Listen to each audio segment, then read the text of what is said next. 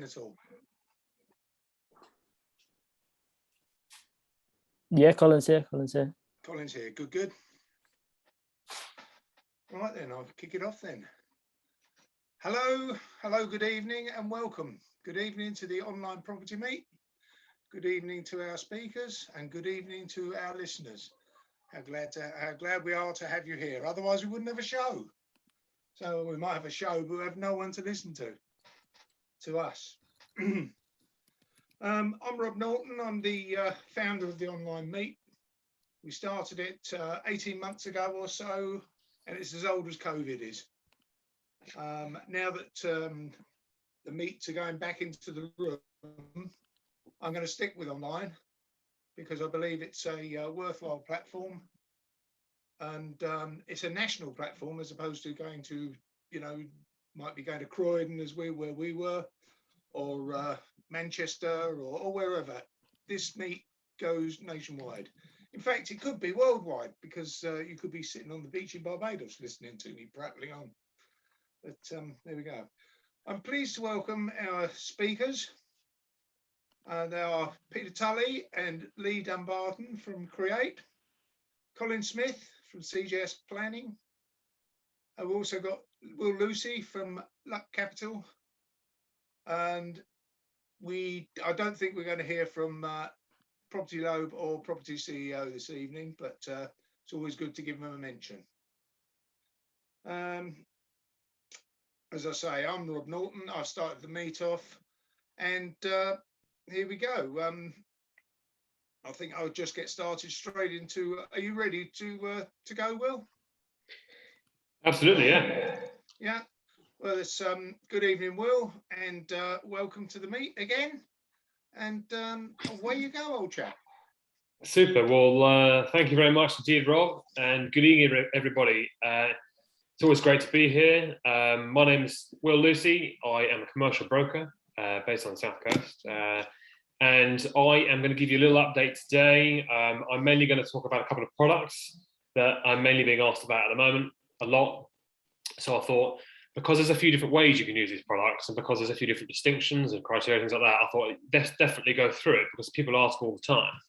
And I hope it's going to add some value, maybe make you think, maybe it's something you could use and, could help you in some of your property projects, okay? So I'm going to share my screen before I actually get going, before I forget. So this is me. Okay, so before I get going, I do have a few bits to cover, which is always standard. Some of you guys know me quite well now, but I always say it's in these talks, I talk about a variety of things. Sometimes I might touch on accountancy, I might touch on solicitors, I might touch on particular products, things like that. But all the things I talk about are for business, they're related to business, they're aimed at limited company borrowers, okay? If I talk about certain different areas that I cannot normally advise on, things like solicitors and accountancy, etc., always seek advice in those particular areas from experts, okay? It's really just educational what I talk about here. So any products I go into detail on, okay, they are subject to actually applying with the lender, of course, subject to criteria. So the idea is to give you a glimpse into what's possible, how they work, and how it can actually help you. So I won't go hugely into my background, but I'm an ex-chartered accountant. Well, I still am a chartered accountant, of course, but I don't practice accountancy. I do funding full-time, okay, because I used to work for developers when I was in accountancy, in-house, and at board level there, and I was spending all my time raising finance and not doing a huge amount of accountancy because it was so busy, and I loved it. So it's a weird and wonderful world. So I do that full time for myself now. That's my background. So a quick market commentary, valuations. I'm not I am going to talk about valuations a little bit further on. Okay, so I won't go into massive detail now, but everyone knows they're quite difficult at the moment. Everyone knows they could go up or mostly down. Okay, so I'm going to talk about that later in terms of how you can actually help that, how you can hedge your chances of that going down, and put your best foot forward with it. Okay, and the kind of things that we see, that mistakes that are made. So I'll cover that later. But build cost and contingency. Okay, when you're doing developments, because I'm talking mainly about developments here, because that's my main business, okay? It's obviously the moment you do need to leave a good contingency in there, and your build costs are likely, okay, when the QS goes out for the development lender, they are likely to say that you probably need a bit more in there, okay? That your costs are a bit light because of all of the unknowns at the moment, because of maybe getting the right contractor in, scarcity of materials, all that sort of stuff, okay? So just do bear that in mind, because people are getting tripped up by that, and sometimes it can, the worst case, it can be trip up a deal because on paper it doesn't make the profit, okay, that you need to make, so therefore a development lender can't actually lend. So that's the worst case. So watch out for that. And at the moment as well, there's a development exit bridge, a new product that's comes to the market. Is 80 up to 85% possible for 85% will be if you are very experienced, probably, okay, but 80% is possible. So it's pretty crazy times, but that is actually that is available at the moment, and that is really for a development exit where you need more time to sell your properties that you've developed. Maybe you've built them, but you haven't got much development loan left. You want to market them for, say, another 12 months, or potentially release some equity for another development site, okay? That's what that's used for. So let's move on. I'm not even going to cover our services. What I want to talk about today, okay, is these are the two things that I get asked mostly at the moment. One, someone's doing an HMO conversion, okay, or someone is doing a commercial conversion, or it could be something like someone's doing a house to 2 flats, lots of things like this, okay? Now, there's an area of products which are designed for this kind of thing, but they are slightly different in how they work, okay? One is bridge to let, okay? And the other one is refurbishment bridges, okay? The refurbishment bridge is basically a development loan because it actually funds the build, okay, as well as the purchase. So I'll get onto that in the second slide. So this is number one. In this sphere of HMO conversion refurbishment products, number one is bridge to let products, okay? How this works is, this really is just a bridge, okay? You would fund the works yourself on this particular product, but what this aims to do is provide you with some funds towards the purchase of the property, or a refinance if you already owned it, to raise the money to actually do the works, and then you carry out the works. And then what it does is it allows you to then refinance or sell, depending on what your desired outcome actually is, okay? One of the main advantages to this is that for things like buy-to-lets, HMO conversions, things like that, there are products where lenders do the bridge part and also the mortgage part at the end as well. And so much so that what they'll do is a few of them now will pre-agree it. So it's actually one application, and effectively what you've got there is you've got an offer for the bridge and you've got an offer for the mortgage afterwards. In fact, one of the lenders actually literally just rolls onto the mortgage. You don't need to do anything. It just after month 9, hopefully you finish the works by then, you can just rent it, just rolls onto the mortgage. So they're quite good products if they're used well, okay? So interest is retained here. You can service it, but most of the time it's retained, okay? So let's talk about light and medium works and heavy works, because again, there are different products for each. And so I always get asked about this. So I'll try and cover this. Basically, light to medium works, okay? A light to medium refurb bridge, it would be called, okay? Will be for HMO conversions up to 6 bed, okay? But under personal development rights, not full planning. As soon as something requires full planning, the likelihood is it might fall into a heavy refurbishment bridge, okay? Because it's deemed to have slightly more complicated works, even though it may not, because it might just be a 6 bed HMO in an Article 4 area, okay? Okay, so the other one would be here. So this is for up to 6 bed under PDR, or a buy-to-let refurbishment will be a classic. You're buying it, you're doing a full refurb, and there are no significant structural works involved. If those things are there, and if those 3 things are apparent, then there are products where you can borrow 80 to 85% of the purchase price. And then what you can do is you can follow up, and sometimes if the lender doesn't do one application for both the mortgage and the bridging loan, you can run an agreement in principle alongside your bridging application. So at least it's giving you some comfort that the exit is there, okay? So the 85 is more if you've got, a bit of experience in HMOs, okay? So say you're doing HMO, but the 80% one, you can be a first-time HMO landlord, okay? First-time HMO landlord is it may, obviously, if you haven't owned an HMO before, but also if you don't own a buy-to-let, or you haven't owned one for 18 months, you'll be classed as a first-time landlord. But that particular lender does let you go straight for an HMO, okay? Because lots of people want to do that. They've seen the kind of yields that you can actually produce from HMOs. It's obviously much more exciting and potentially much more interesting than the buy-to-let. That's the way they want to go. Well, there are lenders that cater for that, okay? And that particular lender as well is the one where it runs on to a mortgage product straight away at the end. So it's very attractive to a first-time landlord because they want certainty that there's going to be something there at the end and they don't have to worry about obtaining the mortgage, okay? So let's just touch on heavy works then. Okay, heavy works is just requiring full planning. There's going to be a significant level of works involved, a bit of structural in there as well. Okay, it's going to be a similar product, but it's going to be limited to 75%. That's the main thing there, okay? And in the worst case, if it's a real heavy bridge, okay, they may send someone out. They may send an asset manager or a concierge or a monetary surveyor. They might just pop out here and there during the build just to make sure everything's going okay if it's particularly heavy, all right? So, as I mentioned, the beauty of these is that they can be done quite quickly. They're designed to be done quite quickly. And if you are doing, for instance, a buy-to-let or a HMO up to 6 bed, the idea is what you can do is you can develop that, you can buy it, do the works, and refinance at the higher value within a 6-month period. Whereas if you did it with another lender, if you did the bridge with one lender and then you tried to refinance with another lender at the high rate within 6 months, they probably wouldn't allow it. It's unlikely. They would probably want you to base it off the original purchase price. So that's the advantage of these if you're doing things quite quickly. Of course, lastly, it's worth mentioning here that because it's a bridge, okay, and because it's adaptable, you can use additional security via first and second charges from other properties that you own, okay, which can get you up to 100% funding against the purchase of the security property you're actually developing, okay? That is possible. So I hope that gives a snapshot on what that particular is, okay?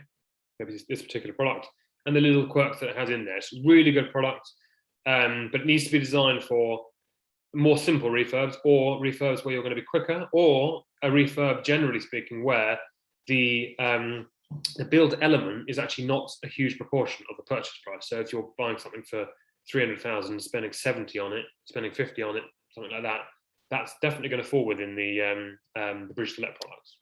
If you're spending more than that, so if it's quite a significant chunk of build, you are more likely to want to go for a refurbishment bridge, okay, which is on my next one, okay, and this sound quite similar, and I do apologise because they basically are.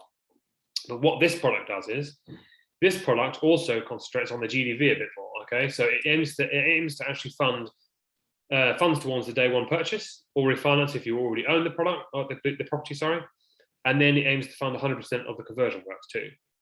Okay, so it's completely different. And here, because it's based on lending for GDV purposes, and there's an uplift to the GDV, the interest is rolled, okay, instead of retained. What does that mean? Well, basically, look, in really simple terms, let's just say we're talking about borrowing 75%, up to 75% of the purchase price. You could actually borrow that 75%. You wouldn't have retained interest taken off that.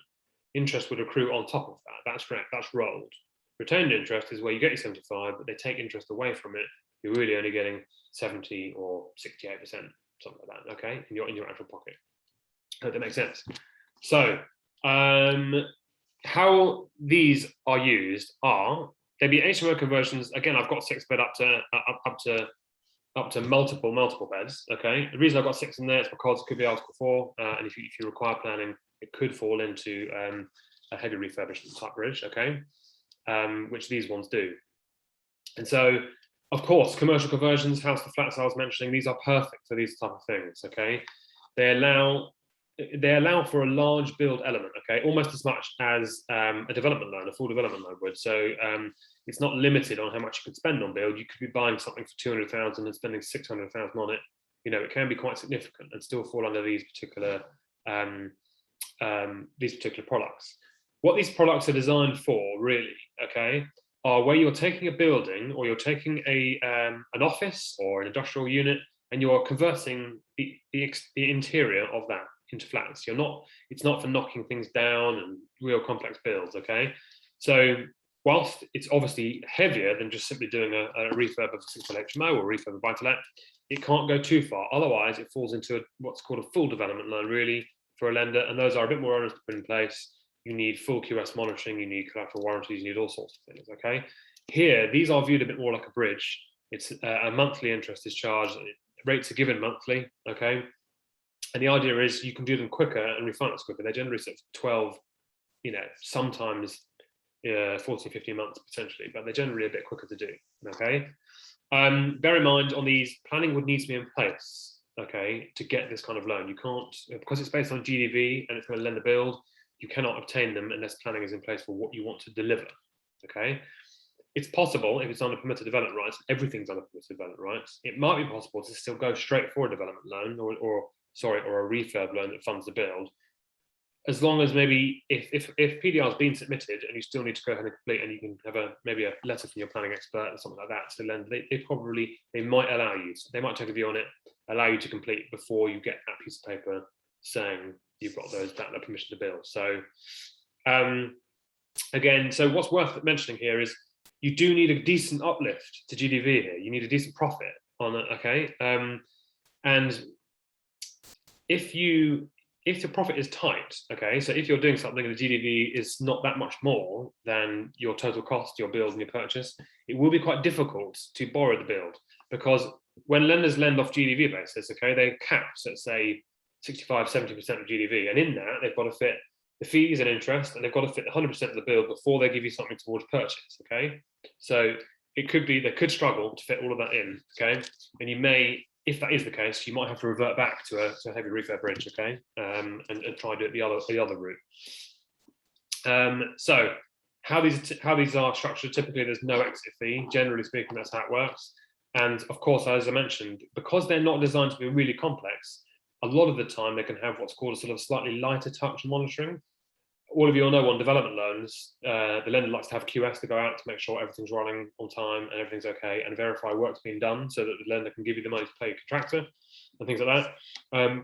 This has the same sort of thing, but sometimes it can just be someone that's employed by them, like an asset manager. It can be a lot cheaper to put in place, a lot easier, okay? So that's the thing. And obviously, this is exactly the same here. You can use additional security on these because they're a bit more like a bridge. Development loans, it would be a little bit more tricky to do this. But because these are a bit more flexible, okay, you can use additional security via first or second charge elsewhere, okay, to bump up your lending, sometimes to 100% against security.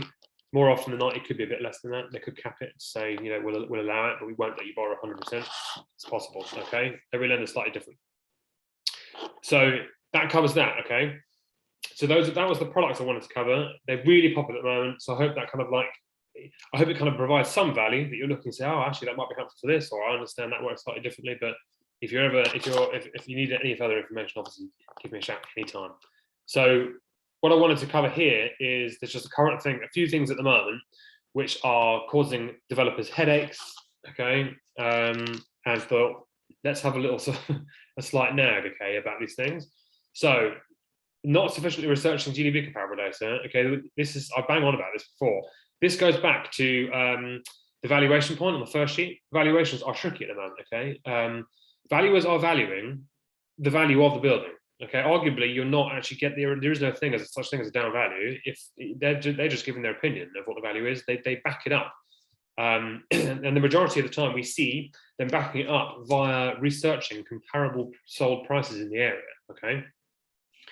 If you want to have some certainty around your particular GDV, you need to find sold land registry prices, okay, in the road or in the near vicinity. It needs to be sold land registry prices, okay? It's no good having agents' prices, stuff that's on the market, or even sold subject to contract, because a valuer will simply say, well, what happens if it doesn't go through?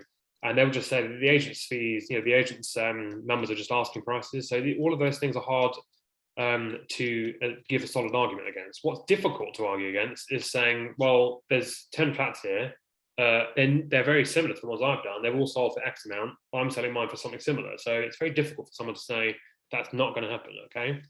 That's what you want to concentrate on. So that little nag there, okay? Then the other one is cash resources, okay? Having the minimum cash resources is causing an issue at the moment because, one, your build might move, okay? Because QS quantity surveyors are going out at the moment and maybe saying, look, you need a bit more build in there because you're a bit light because of the things everyone knows about that are happening at the moment. If a QS says to a lender, it might be a bit higher, the lender then has to include that amount in there. They're not going to go, oh, never mind, it probably won't be. They all go with the number in the QS report. So if they have to do that and they have to accommodate more, they may decrease how much they're going to give you towards your purchase, which means you need a higher deposit. And if you've got the minimum and you haven't got any else on a sort of effectively a backup for any other money, your deal could fall through. Okay, exactly the same with the GDV. If that goes down, it moves all of the numbers down, and the bit that they reduce, if they have to lend you less, will be what they give you towards day one. So these things, we're just saying tripping things up. So don't come in. Always think about having a bit more cash resource than you probably need, because you might be pushed back on that. Okay. As we know, momentum is key in deals. You don't want to have it stagnant and then potentially the vendor lose interest or someone else come in and steal your deals. Momentum is key. Get the deal done and get on to the next one. Right, and the other one is, again, is a slight nag, but not providing documents in a timely manner. This is really causing an issue at the moment. Everyone's so manic at the moment that if you don't provide something timely, or it's something that's not consistent, that's what we've seen before, as we've seen as already, is that someone provides something and it has build costs and they provided what they want for the build, and they provide some other document, but it has maybe some other build notes on it, or some other build costs, maybe conflicts with what they provided. It causes confusion. And we're finding these things, it's like a few hours on for each person looking at these particular things, of being days and days of delays. So be careful with this. If you don't provide information and things sit with the solicitors and things like that, it gets pushed to the bottom of the pile. They've got other things to do. People are pushing them. It's really urgent. People not lose interest in your deal because obviously they want to complete it, but they lose. It's not in their memory. Okay, it's not in their short-term memory, and that's not where you want to be on completing a development deal. Okay, and again, the same thing is paying for the valuation and the QS report. When they're instructed, get them paid, get them booked in, because they've got lead times, and they won't necessarily chase you. They might contact you, but you need to be in there, get their number, get them booked in. Exactly the same with the lender's legal undertaking. If you've got an offer and you go to legals, the lender's solicitors will contact yours. They won't do anything until your solicitor gives them a guarantee their fees will be paid, and your solicitor won't do anything until you put some funds in their account in order for them to actually give that guarantee. Okay, these things, if you just look at these four things here plus that lender undertaking, I reckon you could do easily 2 weeks behind everyone else if you weren't doing these things efficiently, and that as a developer is a risk. Okay, so it's a slight nag on that one, but I just like to put those points because I think it adds a bit of value. So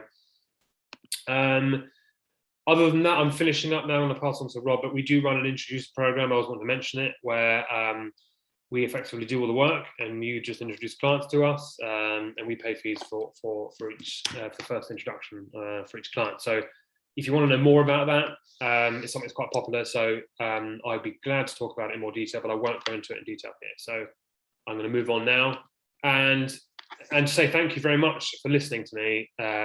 I'm always around if you want to talk finance. Happy to talk. I'd love to hear from you, hear about what you're doing. So do reach out. I'll whiz my details in a minute into the chat.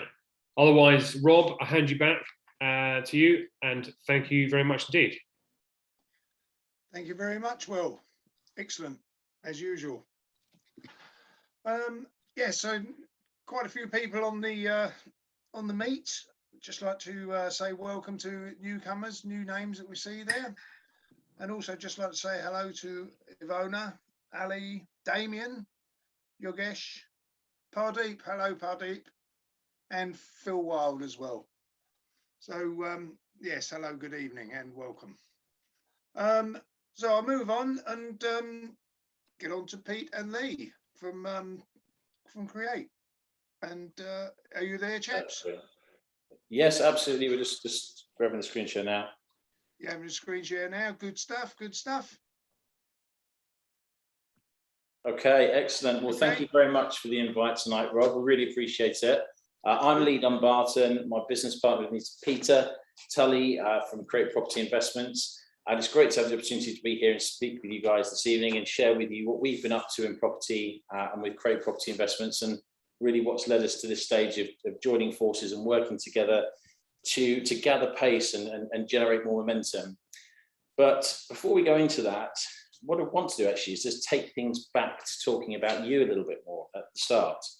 So whilst I'm not really using the chat feature for my talk this evening, and there will be a Q&A after Peter and I have spoken, what I'd really like you guys to do, there'll obviously be some of you here, and I'm afraid there's a lot of faces I don't know, there'll be some of you here that are really seasoned investors, And there'll be some of you probably here that are quite new to investing and really just making that first step forwards into investment. And so it really doesn't matter where you are on that scale, but if you could just take a note right now of what your goal is and what your destination is for the next month ahead of you. And it doesn't matter, actually, let me just qualify that.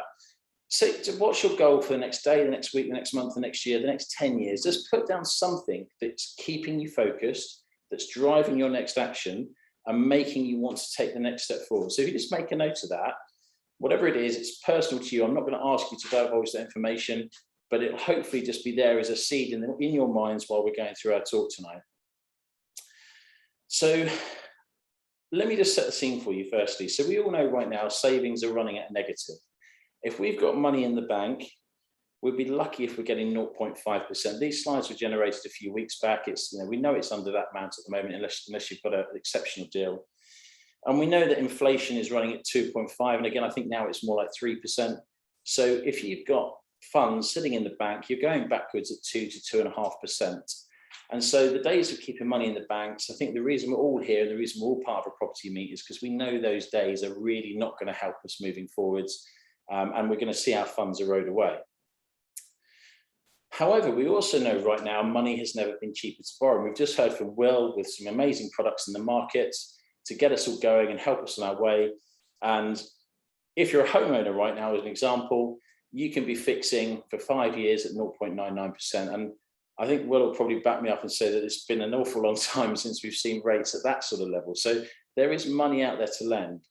And actually, we keep an eye on these numbers. So, and again, Will, if my numbers are out, please feel free to correct me in the chat afterwards. But in June, 17.9 billion pounds was loaned out in mortgage lending, which is the highest levels that we've seen on our research since records began in 1993. So there's definitely money out there to lend right now.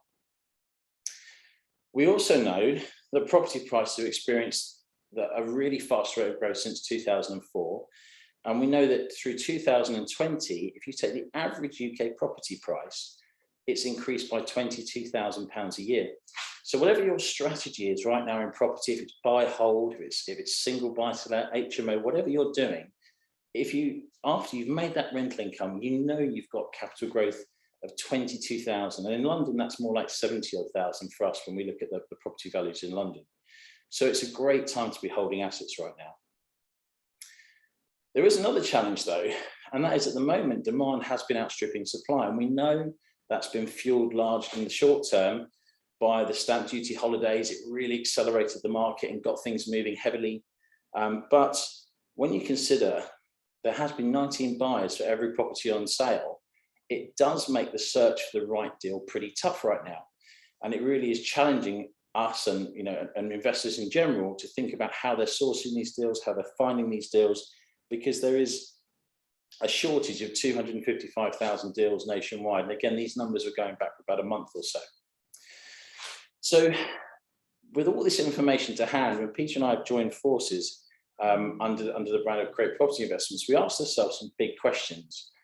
And these big questions, I'd really recommend that if you haven't done an exercise like this, and I'm sure a lot of you have, by the way, I'm sure this isn't groundbreaking stuff.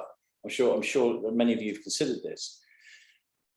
But we kind of sat down and said to ourselves, well, what's our plan? Where do we want to be in 1 year, 5 years, and 10 years? Because actually chasing the shiny penny and having a scattergun approach to our processes and our goals is not going to move us forwards quick enough. It's not going to gain us enough momentum. And so if we can keep on a rail and keep heading in the right direction, then we can set some really meaningful goals that really drive us on. We've also thought about how much involvement we want to have, and it can be a bit of a cliche to say busy life, beach life, but it's true, right? I'll go on to tell you a bit more about my management business. It's very hands-on. It does involve early starts and late finishes. It does involve weekends. And guess what? The phone does ring at 2 a.m. occasionally with an emergency. So it's just thinking about with your strategy and your money, when you're making your money work hard for yourself, right at the outset, how much involvement do you want in that process?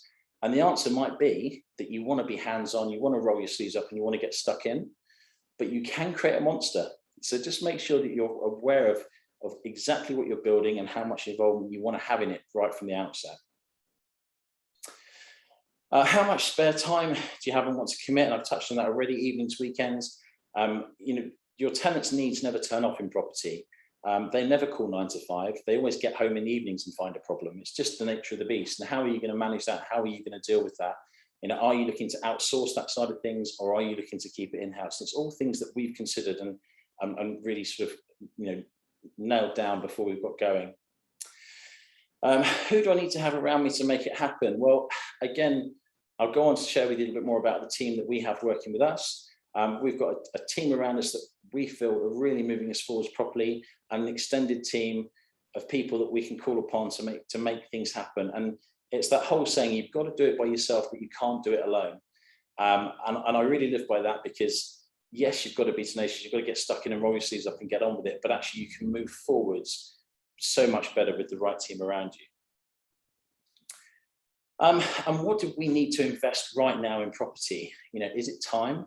Is it money? Is it, what's got to change to make sure that we take the biggest step forwards right now? So these are the questions that we asked ourselves, we nailed down the answers to, and it gave us a much clearer strategy to move forward.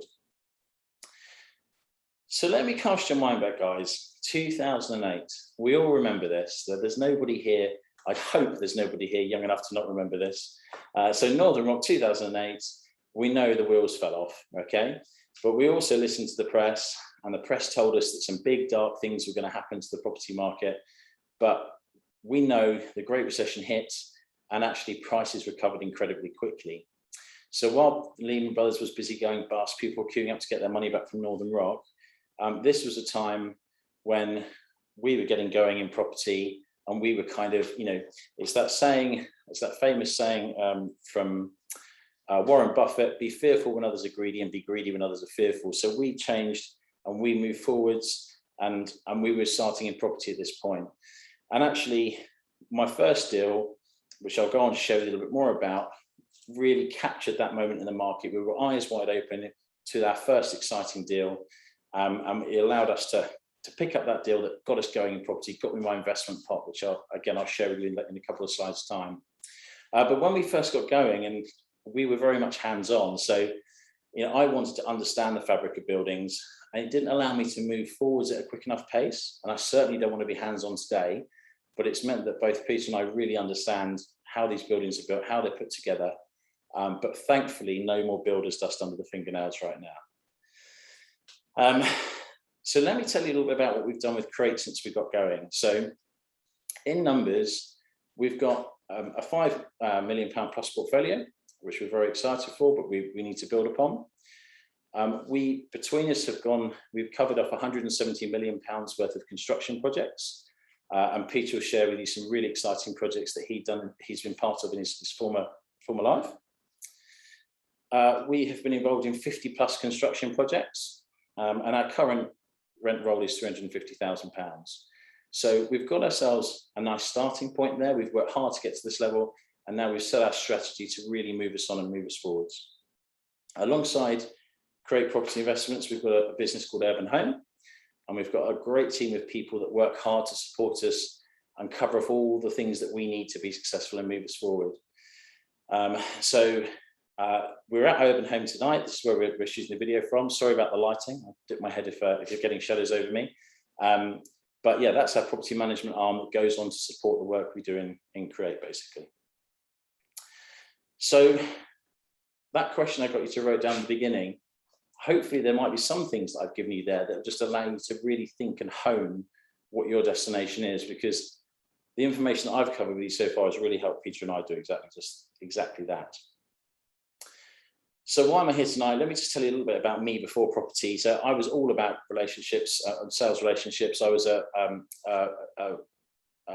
sales manager for Polar. Some of you might remember the heart rate monitor brand. You'll probably, if you were a gym bunny, you'd have seen that logo on some treadmills or some cross trainers in your time. And it's an international brand, and I was responsible for the south of England, and I worked for them for a couple of years and got promoted to a regional manager. And for me, it was all about those recurring relationships. I love nothing more than just building those relationships with people, getting stuck in. And when you think about it, there's an awful lot of synergy between the world of property and my previous life there. So I went from Polar to work for one of my key accounts, which is a company called Sigma Sport. You may or may not have heard of Sigma Sport. They're now a national business. I think they've just had a very hefty valuation based on about 200 employees now. When I was with them in the sort of 2004s to 2008, they had just 14 staff, and they're up over 200 staff now. They've seen amazing growth in that sector. But I work with an amazing team of guys, all with a huge range of skill sets, and I enjoyed that day-to-day banter. But there wasn't enough in that environment to allow me to better my lifestyle, allow me to provide for a family and to aspire to more. So I made the brave decision to leave my job. It took me 3 goes of walking into work to hand my notice in. I get home, my wife said, "Did you do it?" I said, "No, I didn't actually." And then we'd sit and talk about it. And then the next day, no. But the third day, my notice went in. I'm still friends with all those guys today. And it was the best decision I made. And that was in 2008. But before I left, I was fitting people for bikes and having a lot of fun doing that. We were sponsoring Bradley Wiggins before he became a household name. I measured Lawrence Dallaglio for a racing bike when he came out of rugby, and he rode the Six Nations. So I met some amazing athletes, but actually the pinnacle of the sport was doing Ironman. So in 2007, I got fit for Ironman and completed the UK Ironman in a reasonable 11 hours. The pros go around in about 9, and it took me 11, and some people get hooked out at 17. But I bring that up because it teaches you a lot about yourself doing an endurance event like that, the discipline, the mindset. You learn your strengths, you learn your weaknesses, and you learn a lot about you as a person. And I think that really helped me. So today, this is where we are tonight. We're at Urban Home, South Wimbledon. And this is a business that I started in 2015. We've placed since then 3,000 tenants into rooms, predominantly rooms. We do operate some single let business as well, but the thing that we're known for and the thing that we understand, have passion for the most is the house share business. We manage 300 units. We've created from scratch over 45 HMOs, which we're really excited about, and no project is the same, so you learn a lot from every single one. And we're absolutely ahead of the curve with all of our compliance. So Arla Property Mark is probably the most recognised compliance in the industry, and we're right at the forefront of all of that to make sure we're giving the best legal and compliance service that we can to our clients. So just a couple of quick sneak peeks. So this was my 2008 project. It was a terraced Victorian house in Southfields that we managed to stop a repossession on. Got a stay of execution. We went to court. We risked our little money that we had at the time to go to court to stop this repossession going ahead.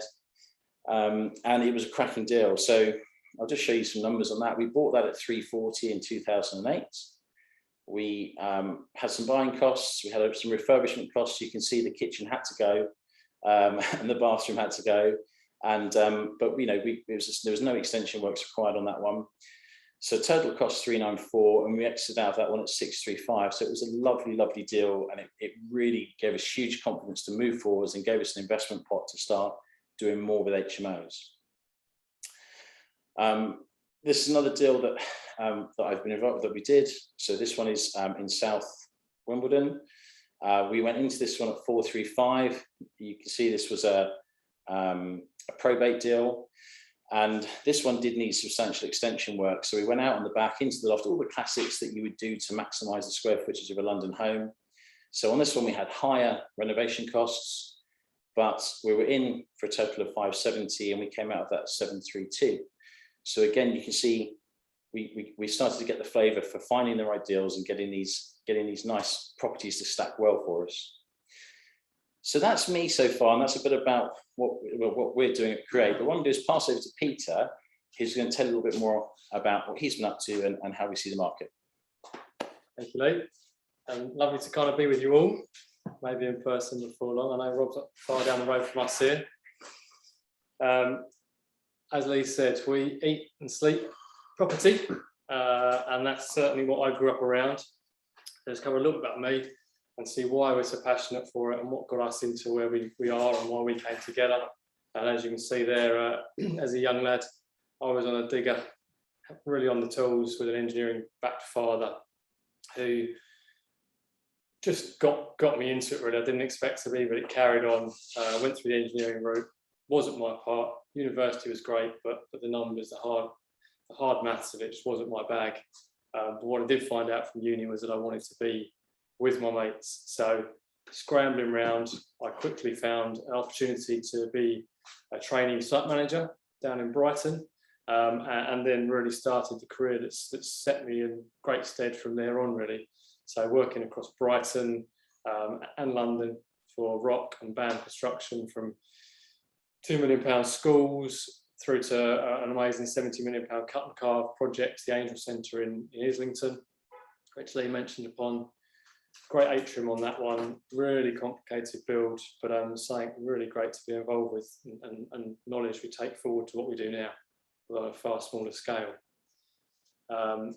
Another project involved with their BAM is Natural History Museum. You may have visited the Darwin Centre too, something that's I'm very proud to take my kids to now, some years on from when I built that and gained my CIOB, Chartered Institute of Builders, back at the age of 29. A few more grey hairs since then, but we're really still carrying on and setting our path.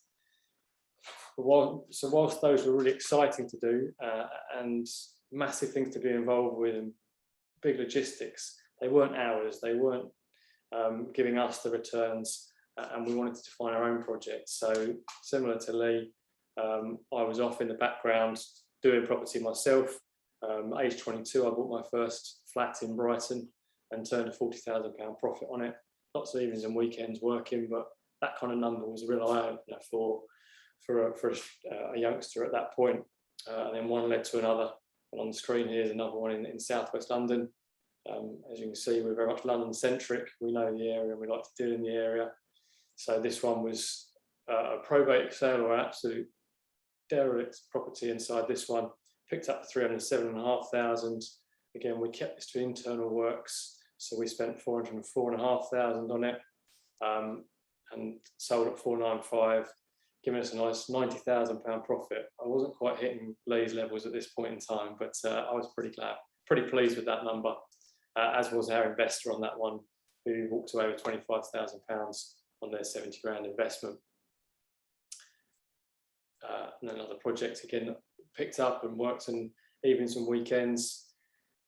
Lots of extension works, lots of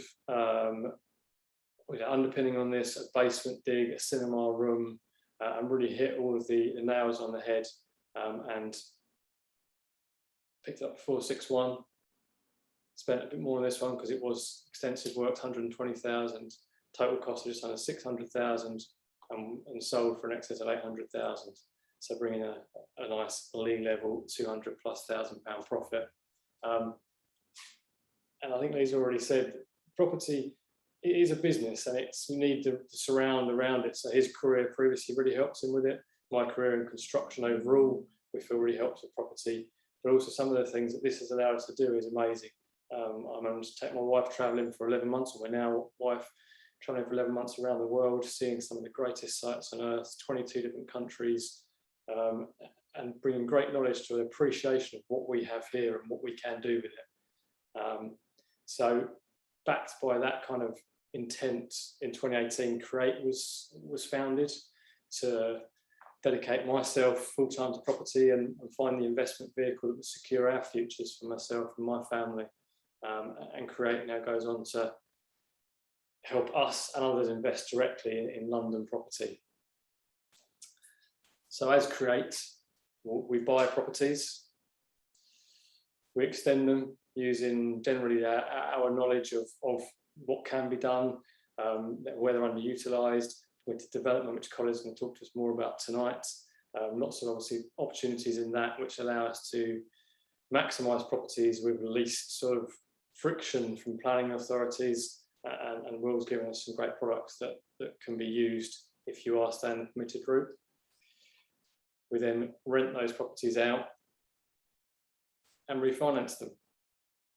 Simple as that. But what we've managed to do with this, if we turn it to a systemised way, and we're now, whilst at one point we were doing a property each at different times, we now buy multiple properties at a time and have this system rolling with the tried and tested process and team. So recent projects have included this 6-bed co-living in Morden near us here, SM4, bought 400,000.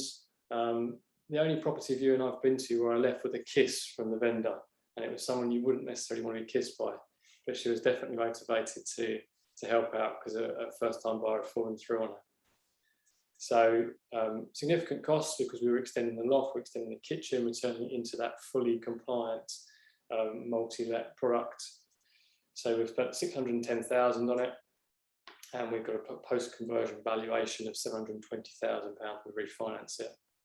So building in £110,000 equity, returning our investor on this one £22,000 for their funds that they loaned into the deal, and we've also got a continual income from the tenants we have in that property, and really popular properties being all en suite and really high level finishes. Here's another one here just behind us, actually here in Colliers Wood, really great for the Northern Line. A townhouse, this one, so little extension works but conversion internally, conversion of garages, picked up for 480, slightly lower spend because of that limited works, and total cost of 640, a post-works valuation of 742, giving us £100,000 equity in that deal again.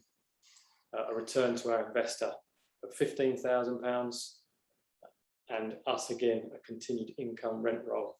I'm really pleased to actually have another one of these properties just conveyancing at the minute, and hopefully going through this month, along with some other opportunities which we've got in the pipeline. So that's what we've been doing. That's what creates, that's what's given us our momentum. And as Lee's already said, the list of questions and the real focus on what we do has really helped us move along at a far better pace. We wanted to try and help share that with you yourselves and see if that can help you, or if we can help you in any way, diversifying your investments in 2021. So we want to share what the market looks like as we're in it daily, what tools we used, and yeah, how you may be using yourselves. So I'm going to go back to basics a little bit. And apologies again for you who know about these things, but I think it's always good to understand why we are where we are. And it's the route we took through working out where we were going to invest our hard-earned money, because we invest our own money in what we do. London just needs that. And also, these are our views and opinions. Please take any advice on them. We'll all fill in on the rates, etc. But we're in the right areas, we believe.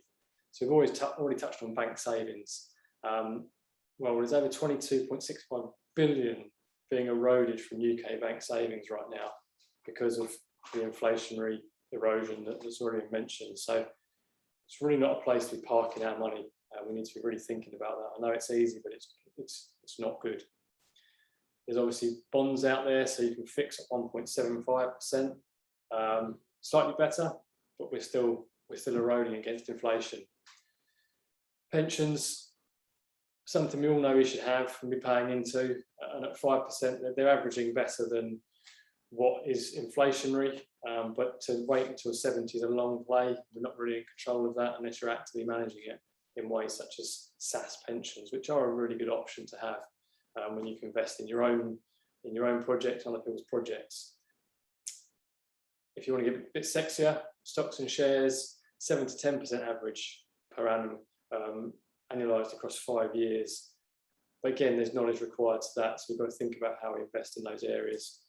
And then if we want to go really for the sky, then cryptocurrency, potentially 230% upsides, but there are 80% downsides we've listed. So really kind of said we can't bet our bottom dollar on that, but perhaps it's something we should all have exposure to and put in our portfolio.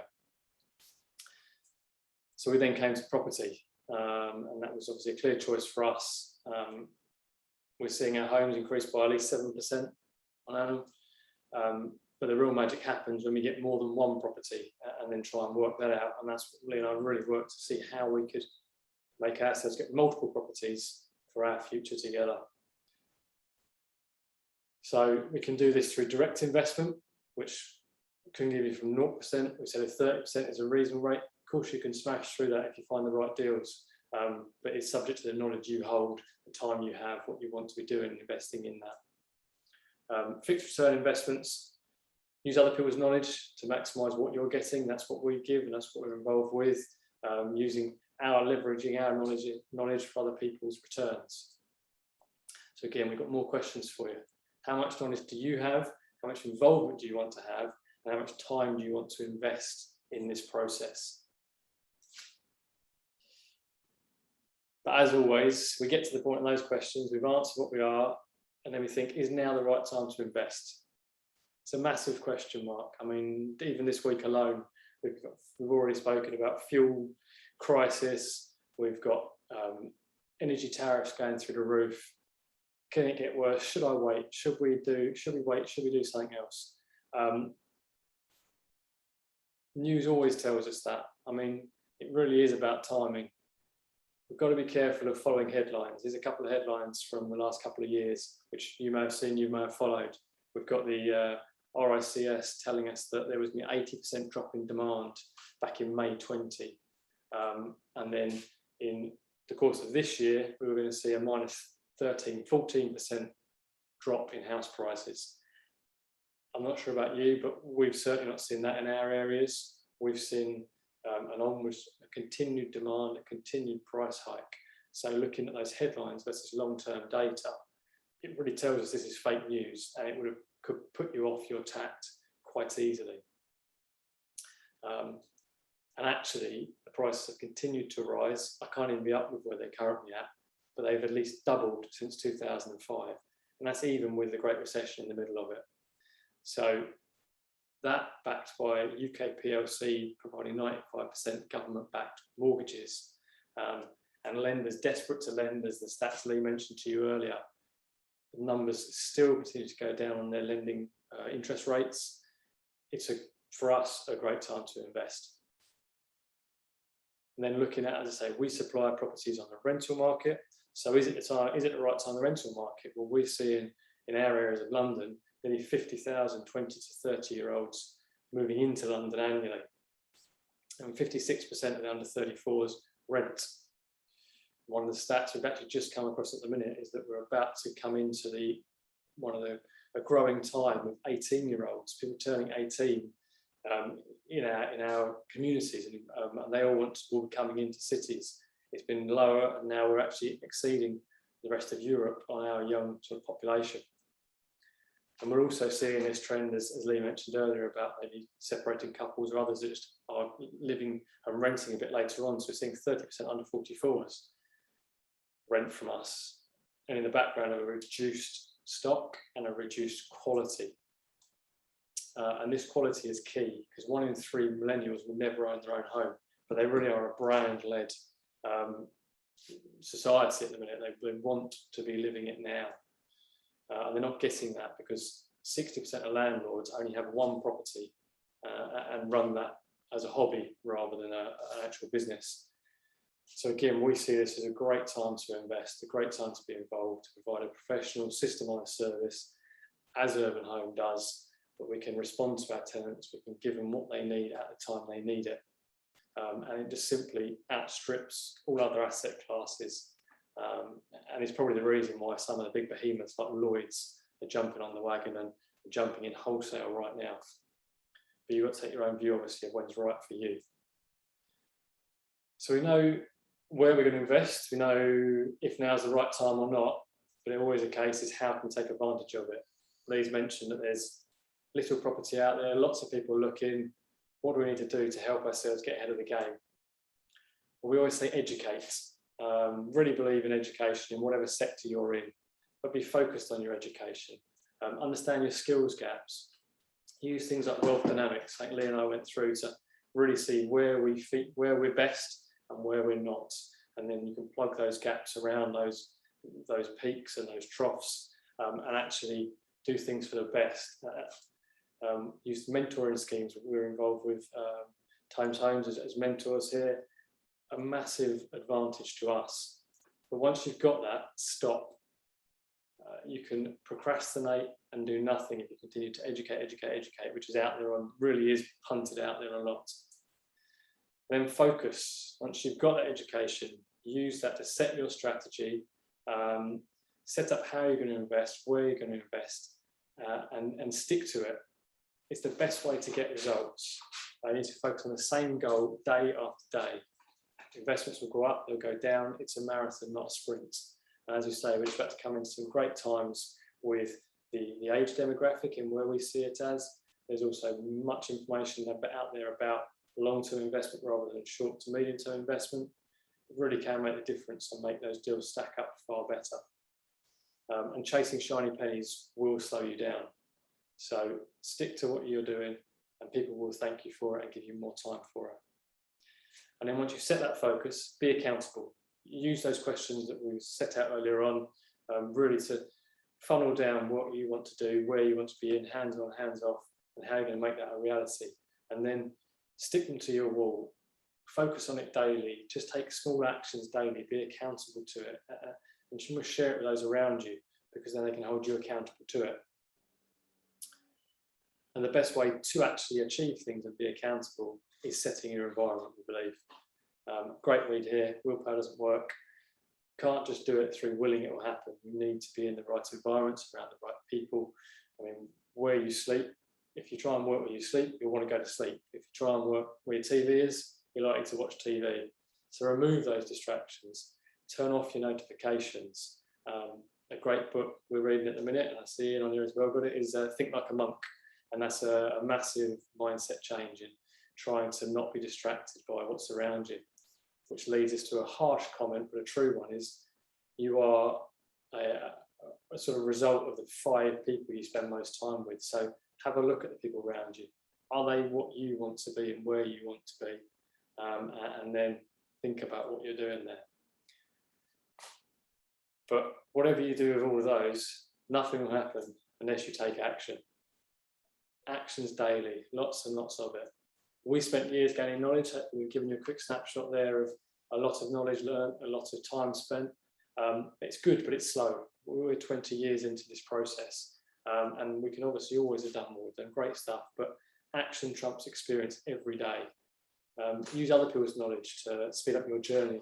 As mentioned in those questions, who do you need to have around you to achieve what you want to achieve? It is worth spending out and sharing the joy, sharing the pie to go faster. You will achieve more than doing it all yourself. We use this, we set targets to maximise ourselves. We set morning routines so that we're starting the day in the best way.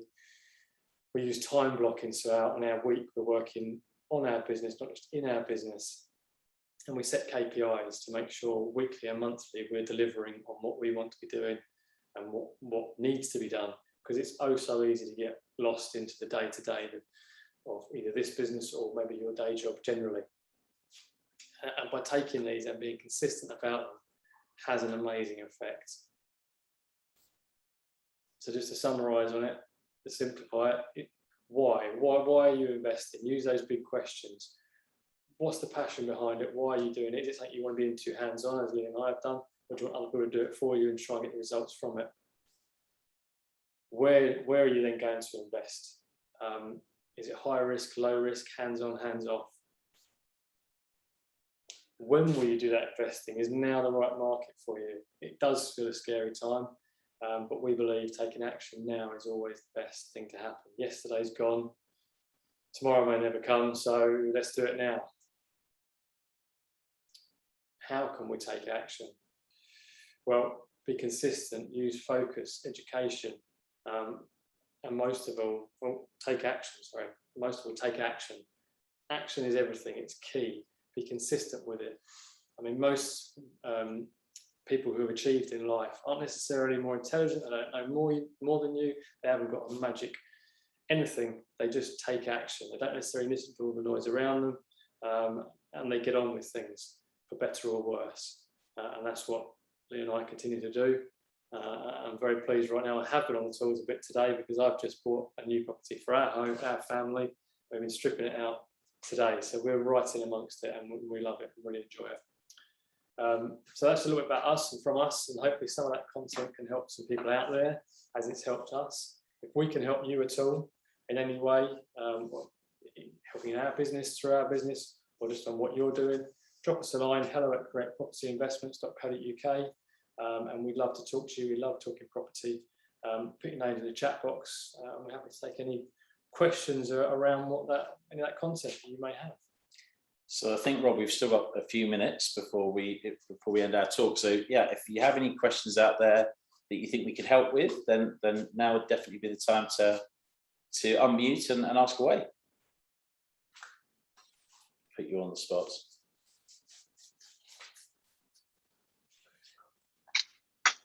Can I ask a question? Of course you can. Yeah, please go ahead. Hi, it's Yogesh here. Hi.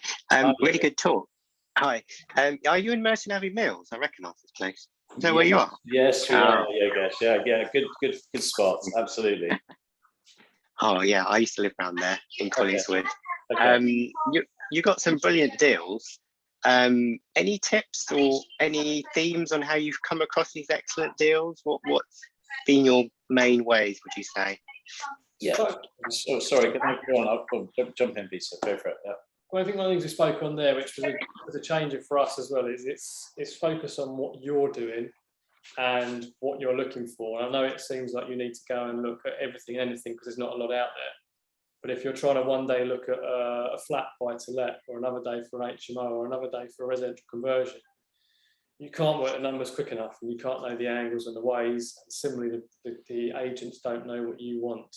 But if you're really quite stringent on the process, on what you're doing, what you want, what your property looks like we can say to agents, we need an 80 square metre property and its original form with the ability to extend in X and Y way, and we can pay up to X money for that. And they have that, they know that's what we need, knows what we can do. I mean, we know that for things that are sub 6 bed, and we have another one that's over 6 bed, but we won't look at other things. And if agents call us up and say, oh, by the way, can you look at this? You almost want to do it, but you say, actually, that doesn't suit those numbers, we don't do it. And when you do that and talk to agents regularly, things do come up. And one of those we're conversing on now, we offered on 6 months before it came back to us, we lost it, it came back to us. So it's really a time game. There's no quick win, there's no easy way, but it is agents, it is right move. We don't really necessarily use Direct to vendor or sources or anything. No. We've got some discussions going on, but I think we can spend a lot of time getting hooked up in that and actually getting nothing. Yeah. And you've got to pay, you've got to pay the market rate, but work out a way you can actually do that, because no one can give it away for cheap, for free. And I'll just add to that and say that it's really running the numbers as well. Between us, we run a Asana board where we can track and monitor everything, and there's no shortage for just running numbers on deals and getting comfortable with the numbers and knowing what you can offer, and then once you're comfortable with the numbers, it comes back to action again. You know, having the confidence and courage to get those offers in there, basically. But no magic pill, Yogesh, I'm afraid. No, it's good to hear. So estate agents seem to be your best way in being very specific with them. That's good to hear. Specific. And Lee was saying there was the sign what's good for us is follow up. Follow up is massive. Don't make it hard for yourself. Have something like Asana where you've written out what we do is we write down the property address, the agent it's with, the price it's on with, a bit of detail about the property, and we'll put in there the criteria and the deal analysis we've done already. So it sits there, it's just sitting there. And there is, I mean, it's probably 1 in 5 or something, agents will call back and say, this has come back round. And you can pull it back up again, or you can be picking up and calling on it. You haven't got to do all that work again. So follow up. And then as your network increases as well, we've definitely seen deals from neighbours. And so this maybe isn't just deals that Peter and I have looked at, but it's also deals with other landlords that I've managed properties for as well in the past. So, you know, where a neighbouring properties come up as well. So once people know you and you kind of immerse yourself in that community, you'd be amazed what can come towards you once people start knowing what you're up to. I was going to ask you, do you source deals for other people? So just to go back to what Peter's saying, we're very tunnel vision at the moment. So we're just following our strategy. Yeah, but two that are quite interesting to look at, if you can see them or any of them, is try the likes of the Yopa and the purple bricks as well. They're really interesting to use because so often those people they're paying less to do the service, but they so often don't pay for the escorted visits. So you will then go and speak directly to the homeowner, and you will then get that contact point. And actually something else that's conveyancing for us now, we're direct to the vendor, but by Purple Bricks, we didn't find it ourselves, but he subsequently offered us 2 further properties from that, which haven't stacked, they don't work for us. And I've had to say no, quite clearly no, which really hurts. But again, it's that focus point. But yeah, using those that they give you that chance to talk to the vendor rather than through an agent, they're quite a good opportunity. Thanks, That's Jürgen. brilliant. Brilliant. Thank you so much. Thank you. I think we probably just literally before Rob cuts in and pauses off, is there anyone else that has got anything they'd like to fire at us? Otherwise, as I say, we'd love to hear from you, and please contact us after today's talk. Good. Okay. Silence. Absolutely. Yeah. Hopefully. I wasn't going to cut you off, actually. You were doing quite well as you were. Yeah. We have got Okay. Colin Smith coming up, but we spoke earlier, and he's got a throat problem. And if you wanted to carry on, I'm sure Colin won't mind if you wanted to. That's what I'm saying. Okay, sure. Well, look, if there's any other questions that people have got, and anything around the sort of HMO arena, investments, by all means, we're happy to spend a couple more minutes now doing a Q&A. Otherwise, we will respect your time and let Colin take the floor. It's fine with me. Very interesting talk. Very, very interesting. Big investment questions. That was a good one. And just general, yeah, great. Well done. Thank you very much. You're very welcome. Is anybody else going to ask any questions? Otherwise, I will hand over to Colin in a minute. Doesn't look like it. So I'm going to yap on a little bit more. As the online property meet, we do actually have a WhatsApp group. The problem with being online is that it's not easy to network face to face, and you can't go and have a cup of coffee or a beer after the meet and exchange cards. So we try to get around that by having the WhatsApp group and the Facebook page.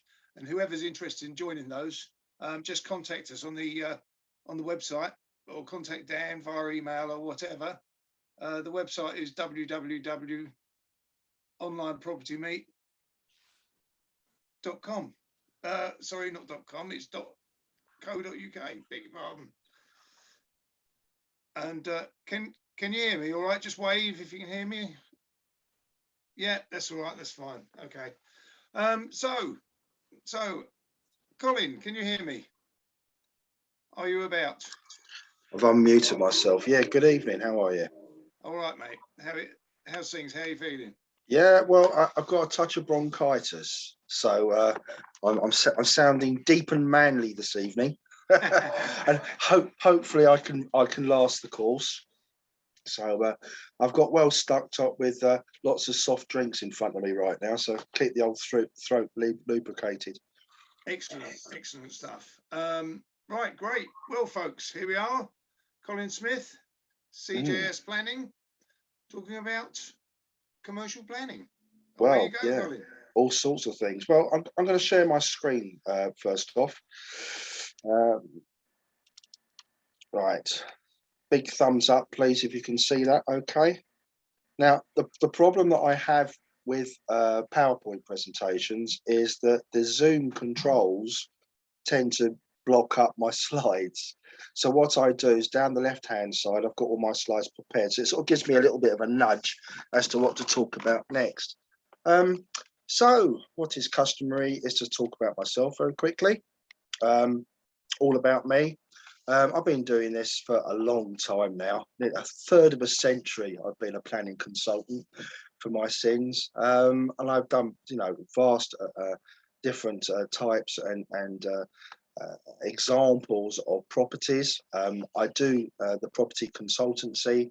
I also love to teach this stuff. I regularly do education spots and so on, a little bit like this evening, and full day seminars. And also do my own developments as well.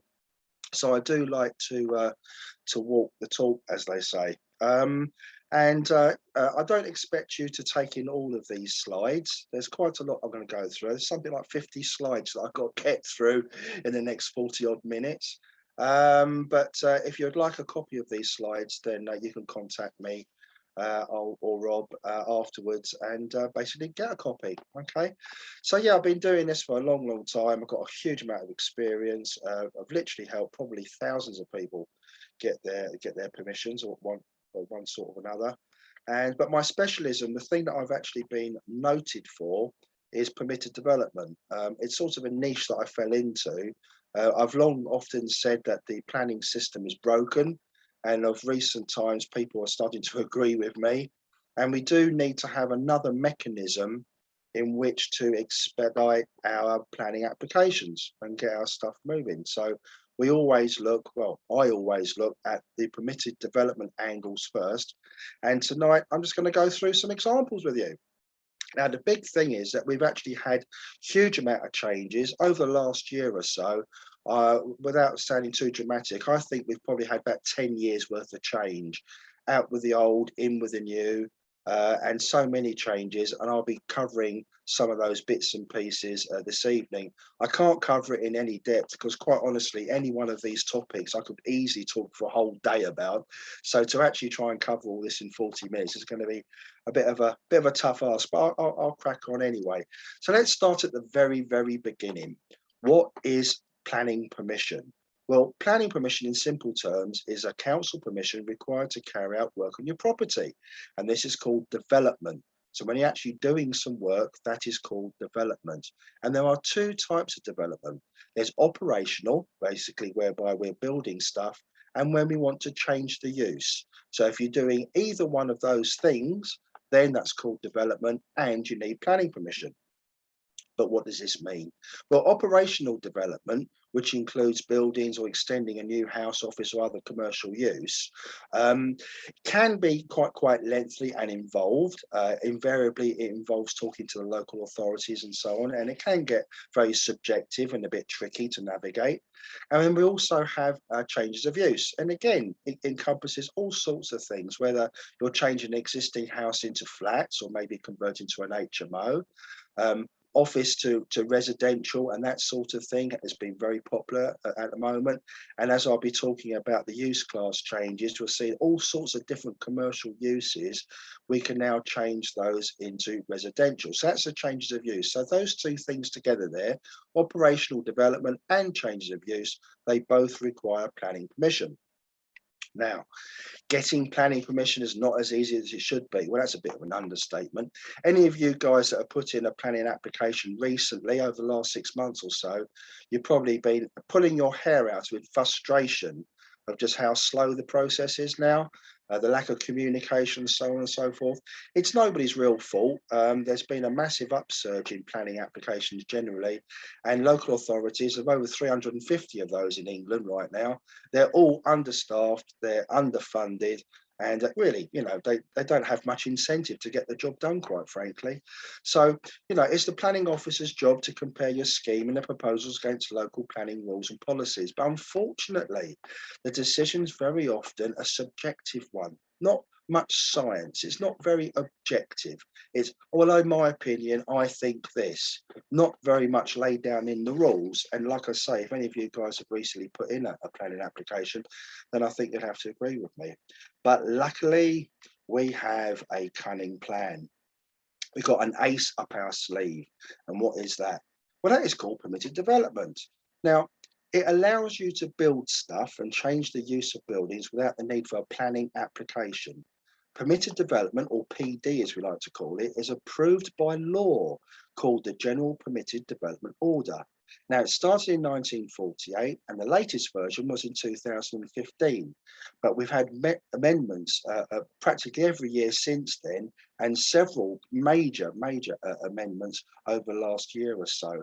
Now, it's permitted development. What that means is that you're getting your planning permission, but you're getting it by the General Permitted Development Order, not by the local authority. So it's a way of saying Parliament is actually giving you that permission and not the council. That's in effect what it says, okay?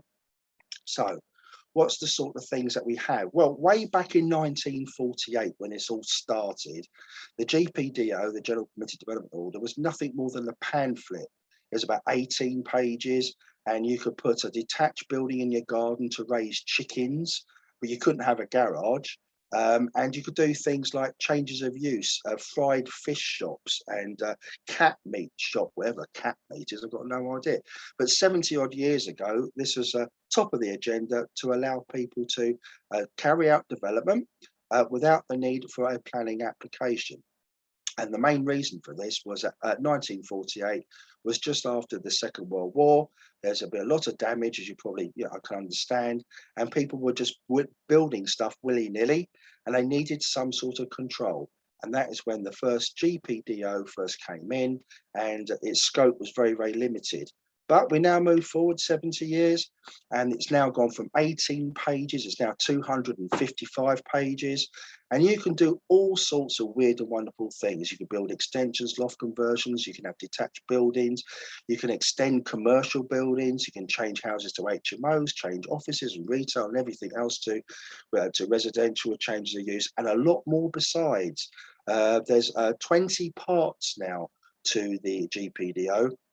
And like I say, scope is quite amazing. And if you're a bit of an insomniac and you need to get some sleep, then I recommend you read all 255 pages of it. So why do we love permitted development?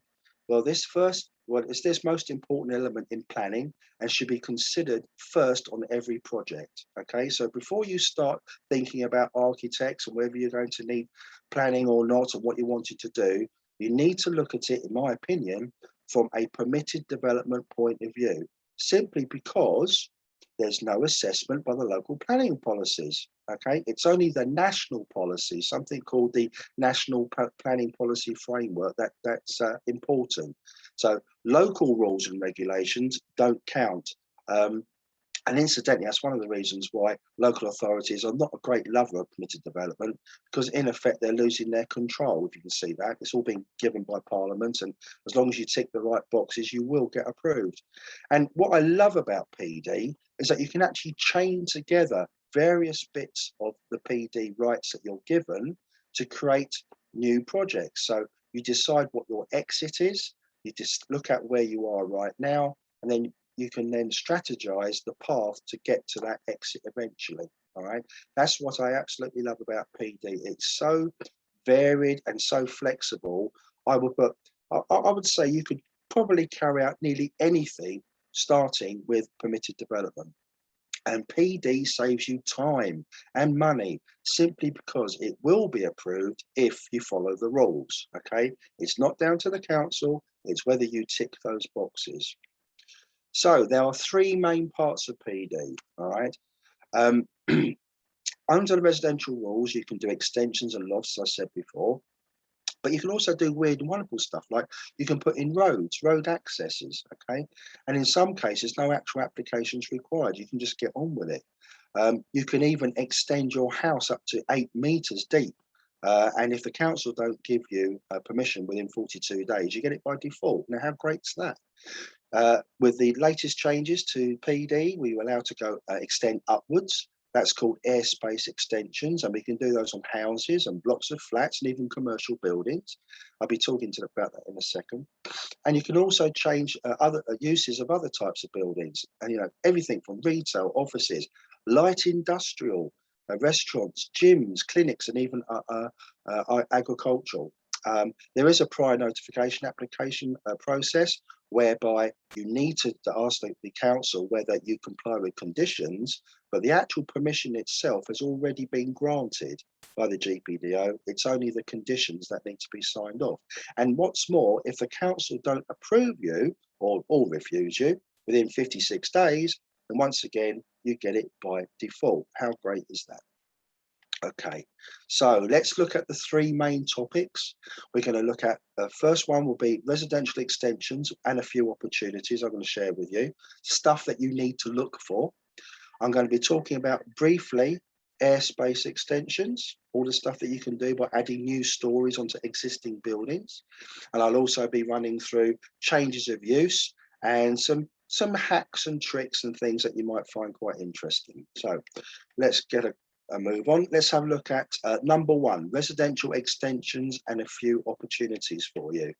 Now, as you probably already know, there's lots and stuff that you can do on a house, right? You can extend on the side, you can extend on the back, You can have a pitched roof, you can have a pitched roof. You can even put a 2-story extension on the back, all without the need for a planning application. Now, with permitted development, apart from the fact that you can, as I call it, daisy chain various classes together, you can also look for all the different tricks and hacks that are there. And here's one right now. A 2-story extension is intended to go on the back of a house. But did you know you could also put a 2-story extension on the back of a bungalow as well? Why? Because it's not what they say in the legislation, it's what they don't say in the legislation. And that's where we find all our little loopholes that we can exploit. Lots of things we can do on houses. We can have big extensions, small extensions. We can go right across the back. We can go on the side, as I say. You can go from 6 meters on a semi-detached or terraced building to 8 meters on a detached building as well. Okay, that's a massive amount of real estate that you can add to a house without the need for a planning application. But on the bigger ones, you do need the prior notification, as I talked about before. What else can you do? Well, you can put detached buildings in your back garden. Up to 50% of your back garden can have an aircraft hangar in it if you wanted to. And not only that, there is another loophole in that once it's built, there's nothing to actually stop that outbuilding becoming an annex. And that annex doesn't necessarily have to be for your granny. That could be for that extra couple of rooms that you need for your HMO. In fact, all of those extensions can be added to HMOs. And not a lot of people know that. Now, what else can you do? Well, here's another example of a loophole on a house, a porch. Now, the rules are very, very simple regarding porches. And remember, it's what they don't say that is important as opposed to what they do say. And what the rules say on porches is that you can add a porch onto any external door. The loophole is they don't say whether that door is actually existing or not. So could that be a garage door, for example? Yes, it could. And it doesn't say where that door ought to be. It says where it can't be, but it didn't say where it can be, which is very important. Now, just consider now that you've got an HMO and you want to put an ensuite in your HMO, but there's not enough physical room, and going for planning for an extension or something might be quite difficult. Okay, there is nothing to stop you changing one of those windows to a door. That creates a door, that gives you an opportunity to create a porch.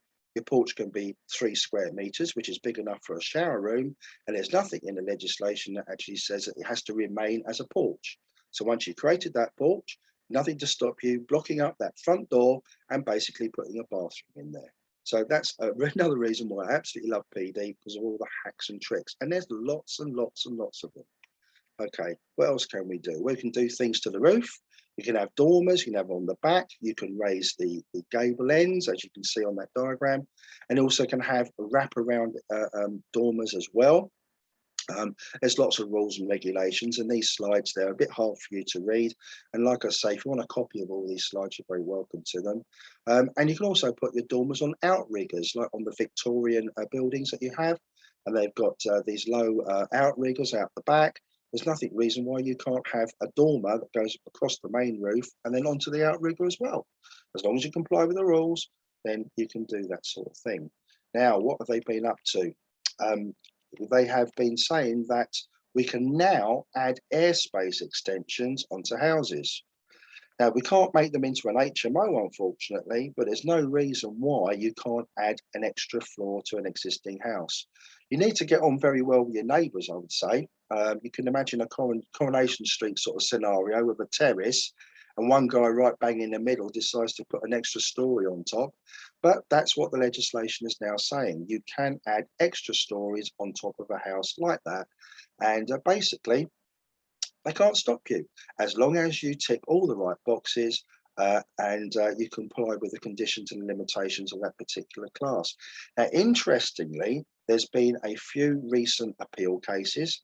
This particular allowance has been around for nearly a year now, and it's gone to appeal, whereby a local authority has said, well, that looks pretty ugly. You can't put a big box in the middle of a house like that. You know, it completely upsets the character of the street scene. Well, the inspector actually agreed, but then he pointed out that the legislation, the conditions and limitations are not interested in the street scene. It's only the building itself. So that's quite interesting, even though it looks really, really ugly, quite clearly that is the intention of the government. They would like you to extend upwards and add extra space to your houses. Okay, now I'm going to give you a practical example now of an opportunity that some of you may have missed. Here's a typical 1970s type bungalow. The key thing here is that it's detached. Don't worry about the fact that it's got a garage on the side. You can always get rid of that. It's still detached. It's got plenty of space around the front for parking. Okay. Now, interestingly, what's important is that the front door faces the road. Okay. And you see these sort of bungalows all over the place. If you open up Rightmove, you'll see hundreds of them. Okay. Now, this is what you can do. First of all, the layout of that sort of bungalow is very typical. The front door is in the front. You've got 3 bedrooms. You know that you can subdivide that up. You can subdivide the kitchen and the living room to make an extra bedroom in there if you want to. So it works from a buy-to-let point of view straight away, and you've got an increase in uplift. Okay, so it's a typical 3-bedroom bungalow. Basically, it's like a shoebox with a roof on top. That's the layout, and this is what you can do. Without the need for a planning application, you can now extend that bungalow. You're probably aware of that. Note where the car is at the moment. It's on the left, okay? You can extend on the left of it and move the car to the front. You don't need a planning application to do this. That extension can be up to half the width of the existing bungalow, which means that at a stroke of a pen, you have increased the area of that bungalow by 50%. But guess what? It's detached, isn't it? So what can you do? You can go on the right as well. Now, what have you done? You've actually increased that bungalow. Well, you doubled the size of it, haven't you? Yeah. Now, what else can you do? Well, you can go across the back. Without any notification whatsoever, on a detached bungalow, you can go out 4 meters. Most bungalows of that type, that shoeboxy shape, are about 8 meters deep. So once again, you have added another 50% to that area. So in total, I would say you probably trebled that area of that bungalow without the need for a planning application. All right. Now, I'm not even talking about what you can do with the roof and all the dormers and things you can put on there as well if you wanted to. But this is important. Without the need for a planning application, you can basically treble the size of that type of bungalow. And there's hundreds of them. You can find them for yourself. Now, here's the thing. The floor area is now 3 times bigger without planning permission. Actually, that's not quite right. It's without planning application. It's been given permission by the GPDO. Now, it went from 3 beds. How many beds do you think it's got now? At least 6. Have you noticed where the cars are now? It's got 4 cars there quite comfortably, whereas it only had 1 before. And it's now got 6 beds, whereas before it only had 3. Okay, so do you see where I'm going to go next? The only thing that requires planning permission is to now subdivide that plot, and you can in fact make a pair of semis out of that single bungalow. You don't have to physically build any of this. You just need to demonstrate that you do have permitted development rights to extend on the sides and on across the back. The fact that you have more than doubled the size of it. The parking and everything hasn't been changed. It was always there existing. It's just that you're utilizing it. Now, in terms of character, what is the difference between that and that? Well, basically nothing. Okay, it's all about a character impact and so on.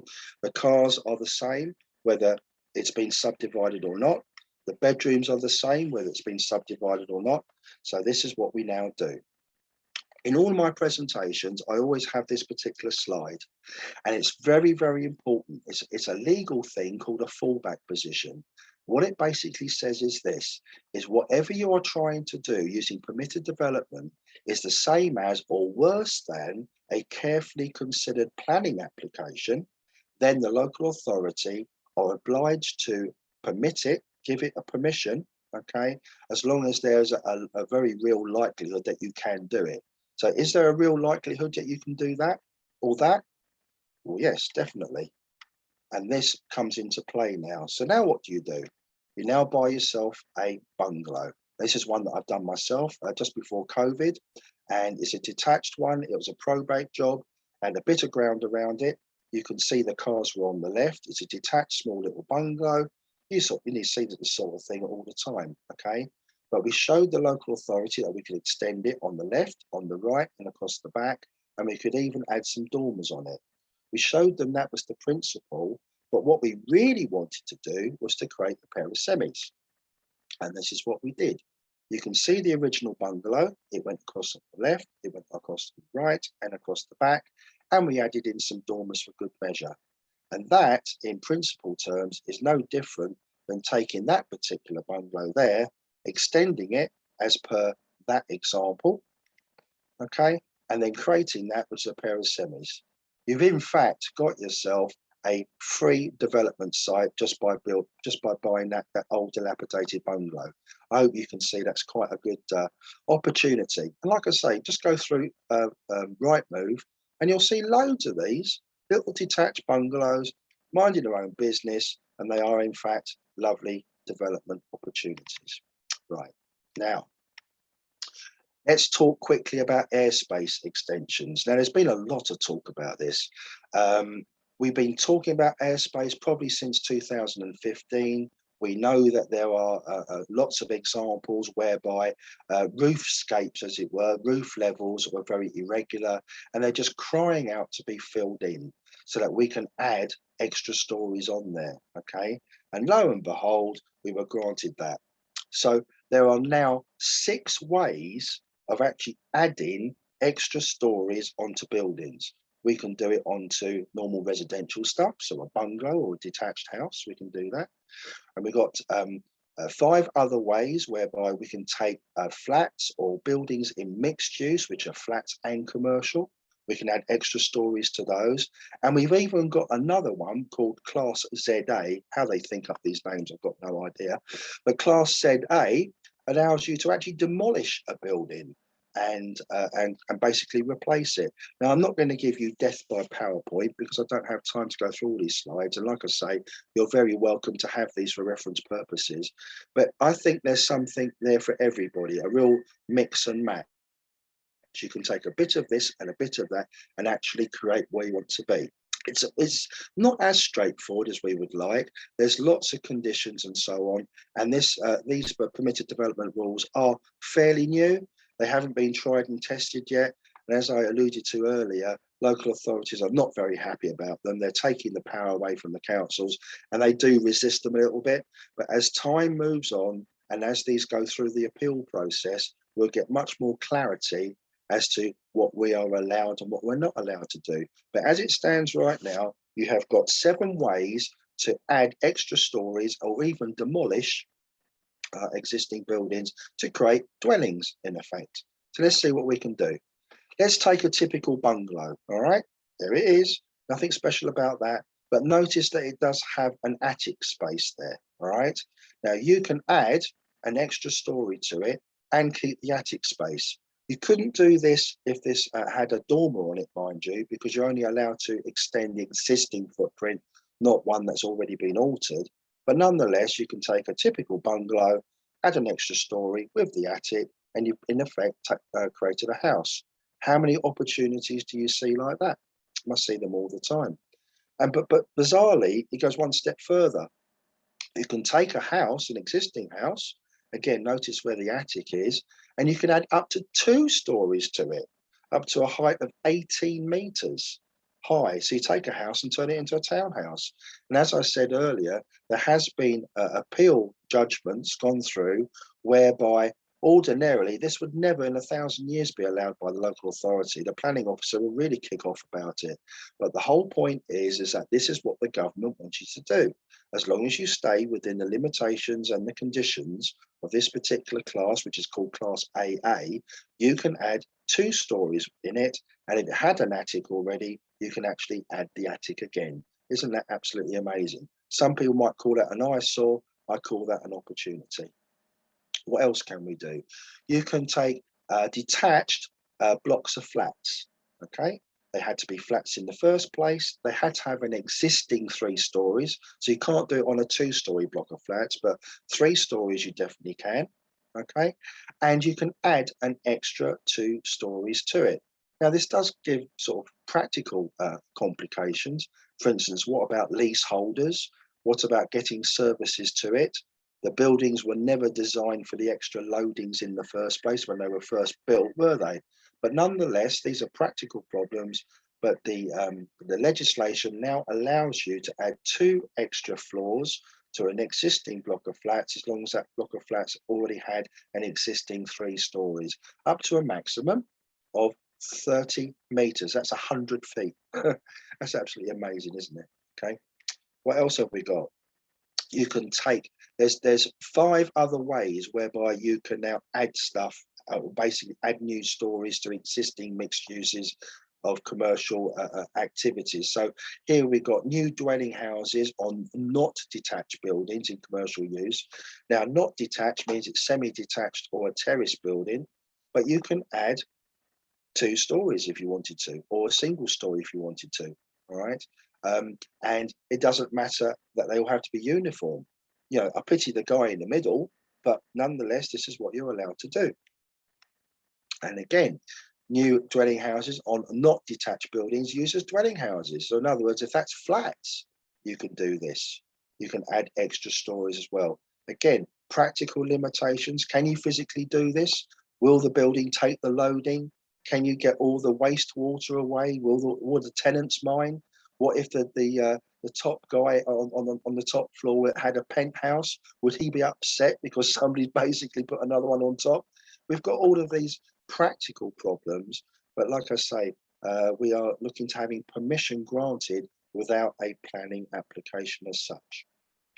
Okay, now we'll have a look at changes of use. This is the 3rd main topic. Now, you've probably been aware that since last year, they have amalgamated all the old use classes into what I call a new super class, Class E. It's taken all the old commercial, business and services use classes and bundled them up into one use class. The reasoning for this is to give maximum flexibility to business owners. So if you are owning a gym, for example, and want to make it into a restaurant, now you can, and vice versa. If you're an accountant and fancy having a gym, you can now, and you don't need a planning application to do so. Now, in doing this, this makes it very, very flexible, and it also fits quite nicely into the new permitted development classes, which allow you to change uses, these commercial, business and service uses, change them to residential, basically to make more flats. Okay, so new Class E, it covers everything from your shops, financial and professional services. That's things like accountants, estate agents, and so on. Restaurants and cafes. B1 business, that's the old clerical type business. But it also means that non-clerical businesses like, let's say, solicitors and so on, that they're also included. And certain non-residential institutions and assembly and leisure. Well, assembly and leisure is gyms, as I mentioned, but non-residential institutions, that's actually doctor's surgeries. That's amazing, isn't it? So a private doctor's surgery or a dentist can now be turned into a flat. You couldn't do that before. Certain things have been protected now. I used to love the old pub conversion, but they are now what they call sui generis, which is a class of its own type. And you now need specific permission to convert a pub into residential. There is a trick to it. You basically turn your pub into a restaurant, which means that you can now enter Class E, and then you can change it. But that's subject for another talk. Then other things that we do, we've got a new Class F1, which has got nothing to do with motor racing. Has to do with learning and non-residential institutions. They're effectively protected now. So schools and colleges and galleries and museums and that sort of thing, they're now protected. You need specific permission to change those. And Class F2, local community uses. So if there's a village shop, for example, and it's smaller than 280 square meters, and there's not another shop within 1,000 meters of it, then in effect it becomes protected, but just sort of common sense really. So that's a very, very quick roundup of all the changes that have happened in use classes. But now what do we do with those? So we have these massive changes to the actual classes of permitted development that allows us to change uses from the commercial stuff to the residential stuff.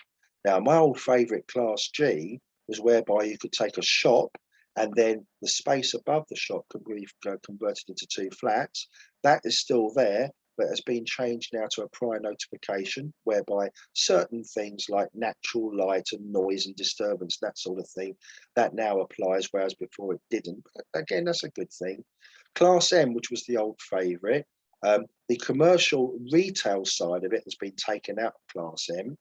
You've only got 150 square metres and you can't do it in a conservation area, but you can change bizarre things like betting offices and payday loan shops and laundrettes now, but using the old Class M, which has been amended. We've got Class Q, which is another favourite of mine, whereby you can change agricultural buildings to residential. Up to 5 units can be created. You can't do it in a conservation area, but again, that's probably a good thing. And we also got a little known one called Class R, which enables you to take a barn and change it into commercial use. Now, for all you guys that like serviced accommodation, some local authorities look at serviced accommodation as Class C1, which is the same as a hotel. And guess what? You can change your barn into a hotel and that will give you a serviced accommodation. So if you're into holiday lets and that sort of stuff, that's quite useful.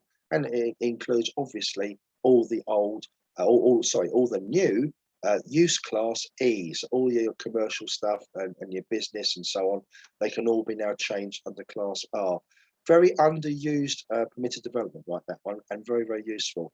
And lastly, but not leastly, they've introduced a new super permitted development right called Class MA. You might have heard about this. It's brand new. It only came in on the 1st of August, and the very first approvals and refusals are now just starting to trickle through. And I'm now analysing those to see what the heck the local authorities have actually thought of all of this. I think there's been an awful lot of these being refused because the councils don't like it and they're really sort of testing the ground. But the things that we can do with Class MA are all of this stuff. A maximum of 1,500 square metres of floor space. That's 10 times the amount that we used to be able to do. That's absolutely massive.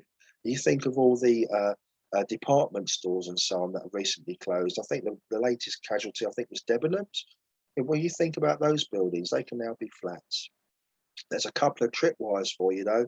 It had to be in use for 2 years and had to be vacant for 3 months prior to the application. Now, that could have an impact on leases. Say, for example, your landlord trying to offload a building, but it had to be empty to do that. Then you might find, meeting your rent and everything else might be a bit of a problem. I can see that could be a thing of, terminating leases maybe unfairly, that sort of thing. But nonetheless, these are used to have to be date stamped, but they're not date stamped anymore. It's a rolling 2 years. So for every 2 years, you can then basically change the use, but it does have to be vacant, that means empty, for at least 3 months prior to the application. You can convert a conservation area, but the ground floor, if you do so, is subject to the impact of character. So you can imagine a high street situation where you've got shop, thatched cottage, shop. That obviously would be something out of character. So to prevent that sort of thing, that's why you need to be mindful of the character of the area in a conservation area. And you will need prior approval. That means like a discharge of conditions involving flooding. Again, that makes sense. You wouldn't have bedrooms on the ground floor in a flood zone. Transport impacts, particularly access. Again, that makes sense. You don't want to make it dangerous for people going in and out of properties. Contamination very rarely applies because you won't be digging up the ground very often. Impacts of noise from commercial premises. But again, that's obvious. You wouldn't necessarily want to do a flat conversion next to a nightclub. Adequate natural light in habitable rooms, again, that's a good thing, whereby just make sure it's got decent sized windows. What is interesting, unlike the previous permitted development classes, there's no impact on the loss of commercial businesses. They're not too worried about that. And I think that makes it very, very interesting. Okay, there are other clauses as well, but I think this is also very interesting, is that what they've just added is fire safety. Now, after the tragic consequences of Grenfell, fire safety, fire regulations is now high on the agenda. So if any building is more than 18 metres high, then it also needs the approval of the Health and Safety Executive for fire safety. And I think that's the first time that building regulations have actually mixed in with a planning application. Okay, so what can we do? Permitted development for Class E retail to residential. You can have the modern type building on the left, or you can have an older type building, not one that's protected, mind you, on the right. And you notice the one on the right that has a lower level there. Well, you can now add an extra story to that as well. What else can we do? You can take professional services to residential. So that could mean a bank, even a modern bank like that could be changed.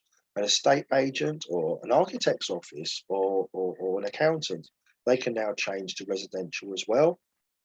What else can change? We can change offices to residential, whether it's the older type building or a newer type building. Now, incidentally, regarding Class MA, which is the change of use from commercial to residential, we're talking about flats normally, but it doesn't actually say that. It says dwellings. So I think that it probably be a way of subdividing larger offices like this, but maybe vertically. So instead of cutting them horizontally to make flats, it might be better for your GDV to subdivide them vertically instead to make houses. Who knows? It could be better for you. But again, very, very flexible. Now, something I did talk about was barns. And I also talked about fallback position.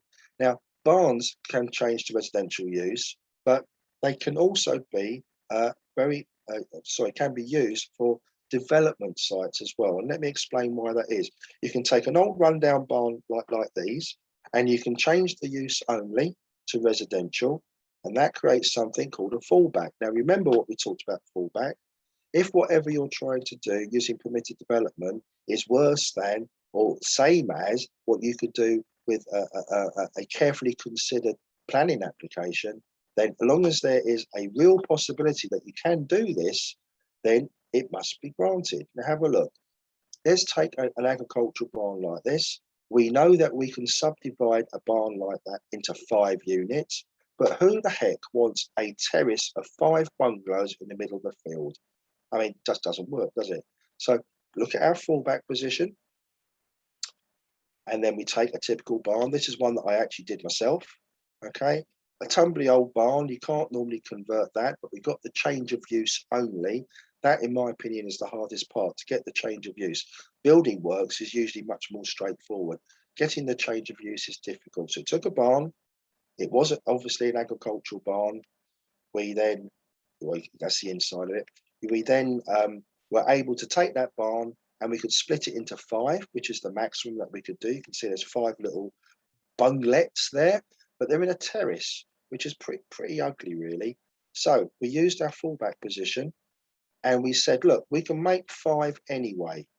All right, we can do this under permitted development, but wouldn't it be better to have a nicely considered development of 5 detached properties instead? So in terms of development, what's the difference? It's a bit like the bungalow example I gave you earlier, okay? What's the difference? You can do this under permitted development anyway, but isn't that a much better solution?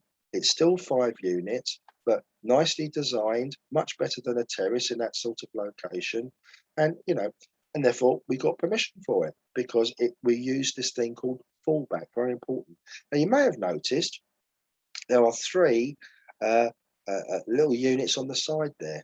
Now what we did there's actually more than 1 barn on the site.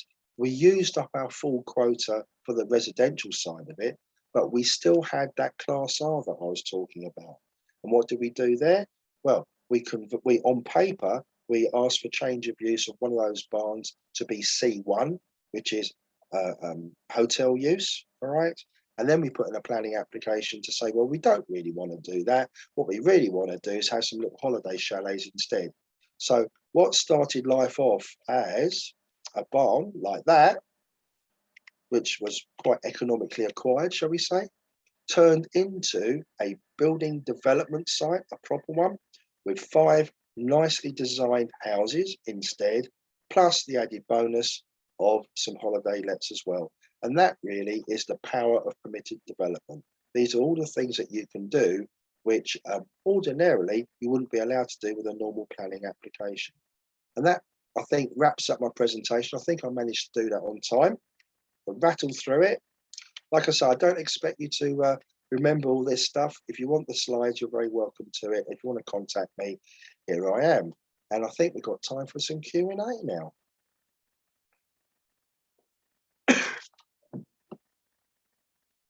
Have I beat you?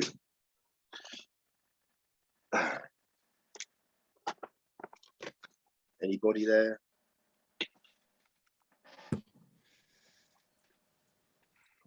I'm here, Colin. It all sounds great. There must be quite a lot of downsides to PD.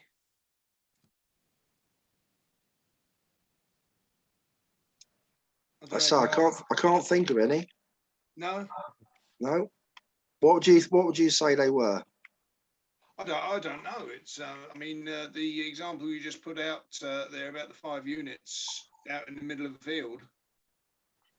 I don't know. There must be something. Not me being negative. I'm just trying to I don't know. Pick your brain, really.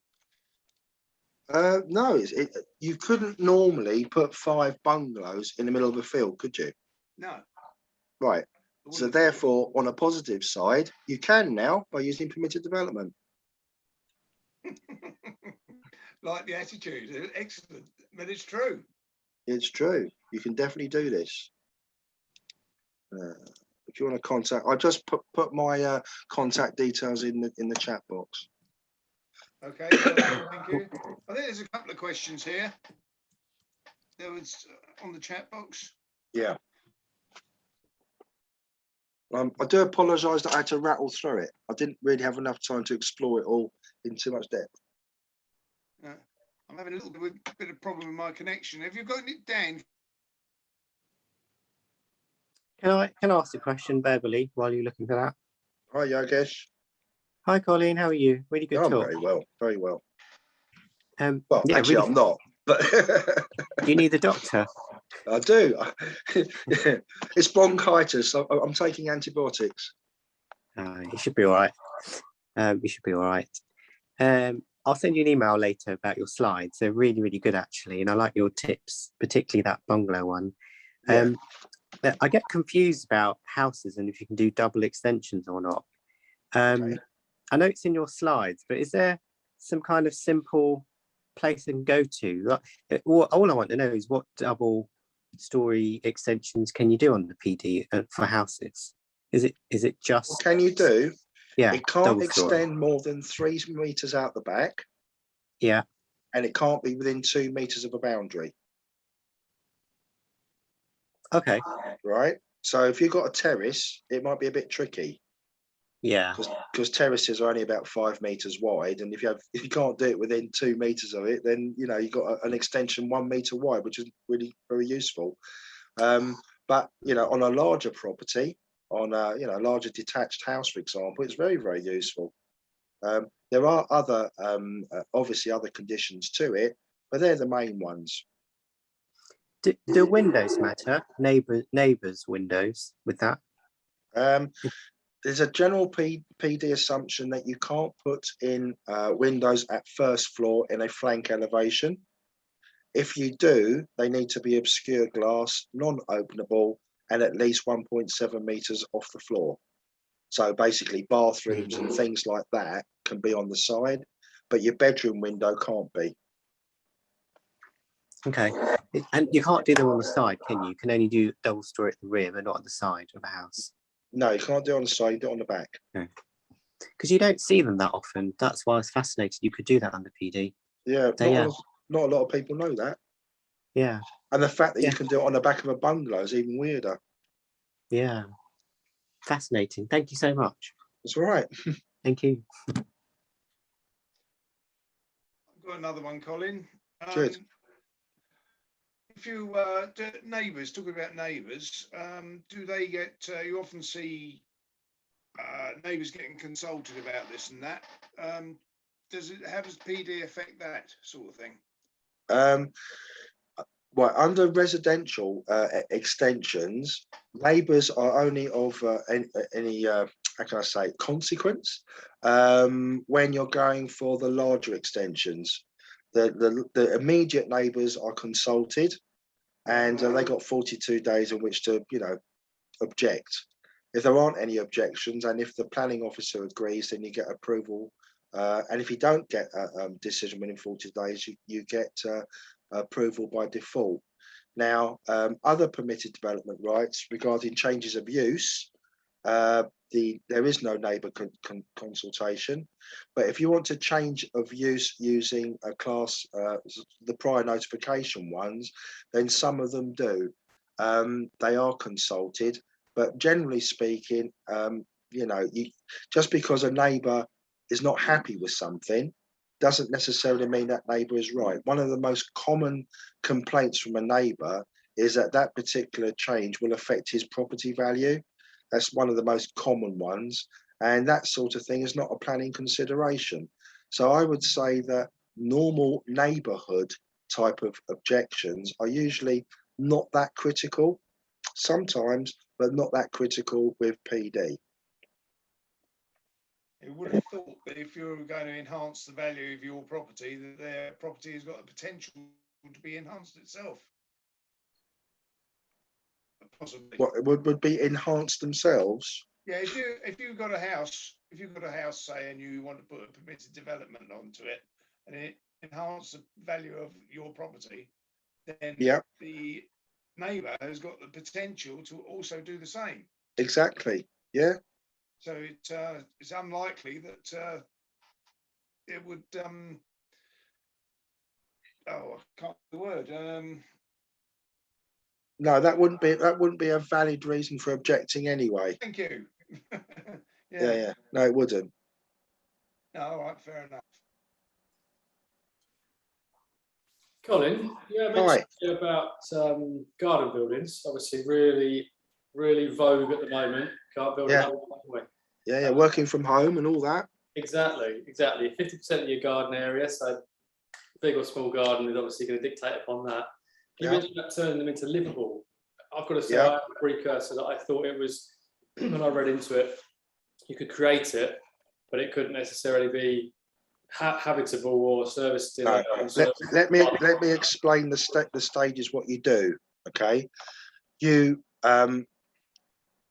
I've done this many times. Okay, and what you do is that you build a detached outbuilding that complies with PD in terms of size and its location. All right, and you have it as a garage, and you build it as big as you possibly can, because you might want to collect antique cars, for example.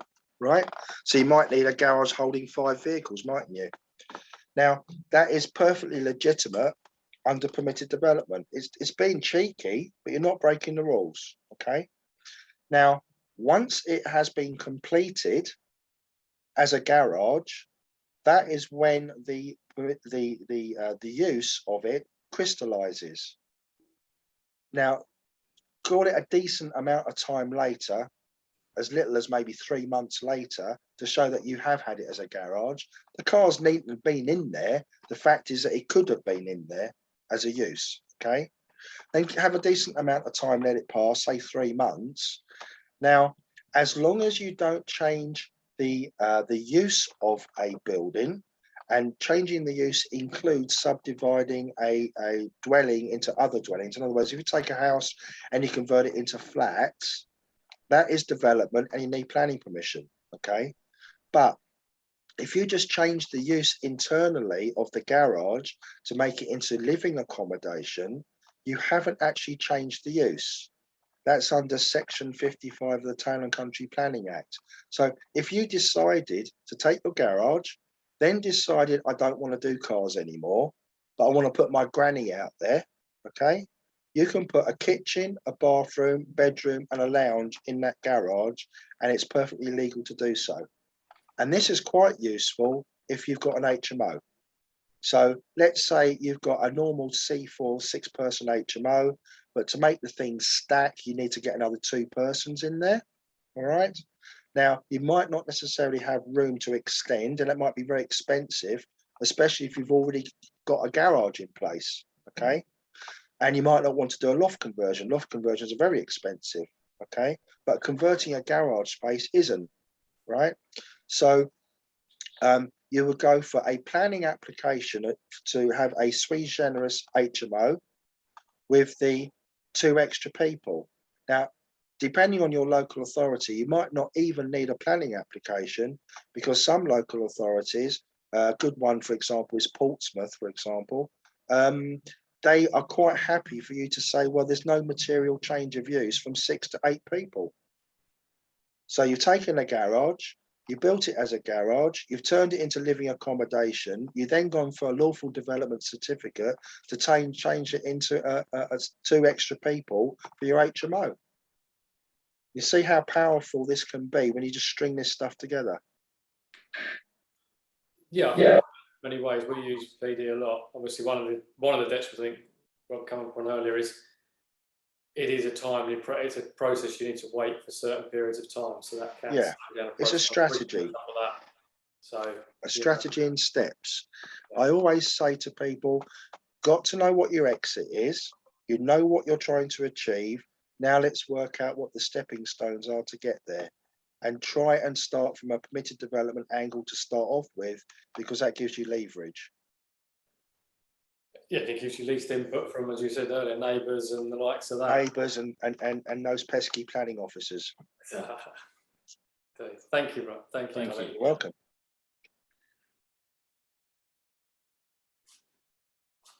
God, it's a golden opportunity, guys, for some planning. I'd like to say. Yeah. I've got another quick question about windows, doors, and porches. You said you can do a porch around the door. Yeah. Can you, to convert a window to a door, do you need planning for that? Or is that Pete? You don't need planning for a window to a door? No. Oh, right. On the ground floor. That's amazing. But you want, okay. I mean, and technically, you could, well, no, on the ground floor. I won't confuse things. Okay. Okay, thank you. That's all right. So if you've got a window, right, and that window happens to go onto a bedroom, on the ground floor, turn half of that window into a door, and put a porch over it. Okay. And then give it a little bit of time, a couple of months, change your mind. Lock up the door that you created into the porch, put a window there instead. Put the front door back where it was, or whatever. And you've got yourself a bathroom. So can you have 2 doors on the building at the same time? Is that? You can have 12. Oh, you can have 47 front doors if you want. And does that just apply to the front of the house or the side of the house as well? Anywhere. Anywhere. Okay. That's amazing. You can even have one in the garage. There you go. A door in the garage? A porch on your garage. Inside. So if your garage isn't quite big enough, put a porch on it. Oh. Crazy or what? That is crazy. If you need the extra 3-4 meters square, that's brilliant. Yeah. Well, how big is a shower room? About 4 3 square meters. Yeah. 1 meter by 3 meters. Yeah. Yeah. There you go. You can make them all en suite, the ones that. Okay. You could. As long as you have a window, it works. And you don't even need to apply for any bits of paper. It's all PD. You'll need building regulations, but not planning. Not planning. Okay. Your planning officer will absolutely hate it, mind you. I'll let you know that in advance. But you're not doing anything wrong, which is the whole point. Okay. Would you recommend you get a certificate of proposed lawful use or anything? Well, I would always recommend that you get an LDC. The reason being is that somebody somewhere will ask you, were you allowed to do that? And especially if you're trying to raise finance. You know, they say, well, where did that come from? Well, I've got an LDC, therefore I'm okay, you know. So if you just want to substantiate your lawful position, I always advocate getting that. And expect some resistance as well once you on the first one. Okay. Once you've done it a couple of times, you just wave the original one at them. So I did it before. Okay. Fascinating. You mentioned something about turning a pub into a restaurant. Is that quite a long story? Or was that? No, the short story is Yeah. planning permission. Think Yeah. Weatherspoons. Is Yeah. Weatherspoons a pub or is it a restaurant? It's a bit of both, isn't it? It's got food. and It's a drinks. restaurant. Can you go into Weatherspoons and have a cup of coffee and a piece of cake and not a pint of lager? Yes, There you go. It's a restaurant then, that's interesting. isn't it? Really? So always back it up with an LDC. That's not too generous. That's class E. That's Wetherspoons. class E, yeah. Ah, I can hear the cogs going round. ah. There's so many opportunities I've seen. Okay. That's amazing. Some pubs are protected, mind you. They have things called assets of community value and all stuff like that. That's a very vanilla, generic answer. Every cover myself, they're all on their individual merits. But the principle is turn it into a restaurant and then run it as a restaurant for 2 years, okay? And then you've got Class MA rights to change it to something else. But don't you need permission to change it from a pub to a restaurant? Yes. That's what I've just said. Oh, Get the permission, run it for 2 years and use Class MA. okay. And add a porch while I'm at it. Okay. That's fantastic. You're so clever. I got it. I get it. Really smart, actually. Yeah, I had one last question. If you've got a loft conversion you want to do and the loft height is too shallow, are you allowed to raise the height of a No, roof? you're not. But there's You're nothing not. to stop you dropping the floor. Oh, okay. In fact, the height requirements only apply to the staircase. The actual there is no minimum height for ceiling height in a loft conversion. The ceiling heights only apply to new dwellings where space standards kick in. But for normal residential lofts, like your dormer on the back of a house, there's no. So in the past, what I've done is I've had a lowered landing, which complies with your 2 meter headroom. Yeah. Right, and then that's fine. And then you've got a door off the landing, which then goes into the into the loft space. I just want to put. And that saves you having to raise the ridge, which you would need planning permission to do. I just want to put an extra bedroom in the loft of an HMO. Right. So HMOs have PD, just like C3 does. Is that right? Yes, they do. Yeah. Yeah. Okay. So is a head height a building regulation issue? Yes. Or yes. Okay. But not a planning issue. Okay. It's not a planning issue. It's part. I can't know what part it is actually. I forgot what stairs come under. K, isn't it? Yeah. Okay. All really helpful. Thank you so much. Welcome. We've got 29 people online and they're all stunned. I don't know what to ask me. I've got plenty more questions for you, but I don't want to take the show. I bet you have. I ask, Ian, yes, hi. yeah, just asking how cost effective it is to get someone like you in if one's looking at opportunities like this, and if one how cost effective is it? If one hasn't got a firm grip on all these rules oneself. And the short answer is email me to I can tell you. The long answer is, as we were talking about at the very beginning, you can't beat education. And I think that all developers, whether you're doing buy-to-lets or whatever it is, need to get yourself educated on the bare principles of planning, and in particular PD. So whether it's me or some other guy out there, all right, invest a little bit of time and money and get yourself educated, so that you save a lot of money, because when you're appraising your own opportunities, you'll be able to look at that shop and you'll be able to say, that's actually 2 flats there that I can get out of that shop. Oh no, hang on a minute. I remember what Colin said. It's not 2, it's 3. And now you've got an advantage over your competitors. So having that little bit of knowledge, I think is priceless, isn't it? Yeah. Learning. Definitely. Thanks. But by all means, email me. I put my in the I put my email in the chat box there. Good. Excellent.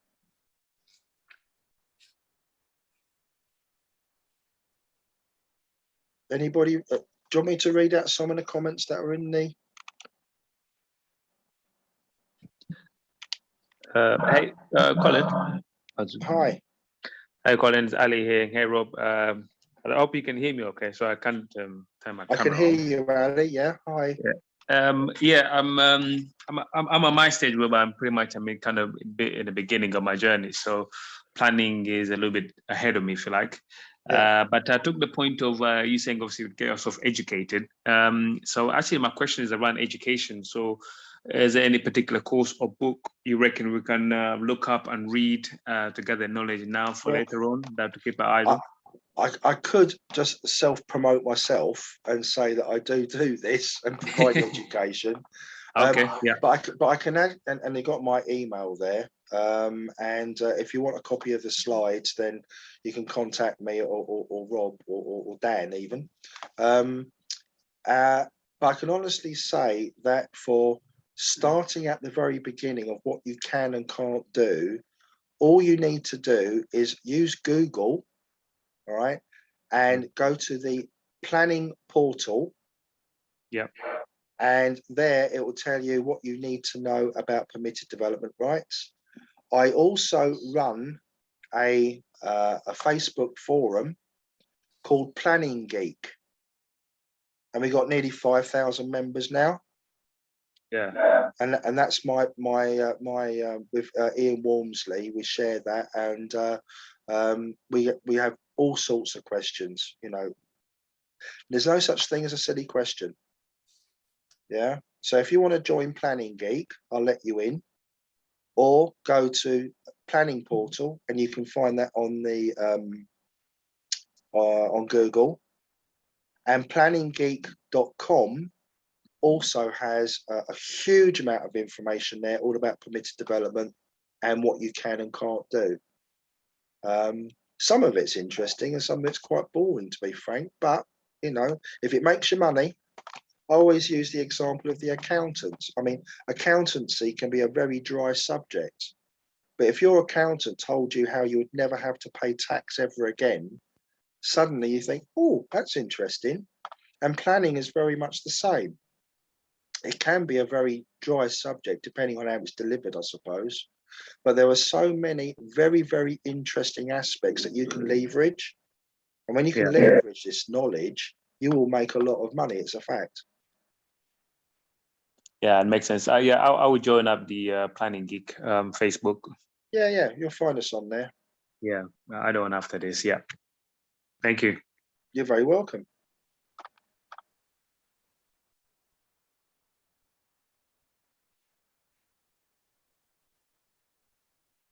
Anybody else?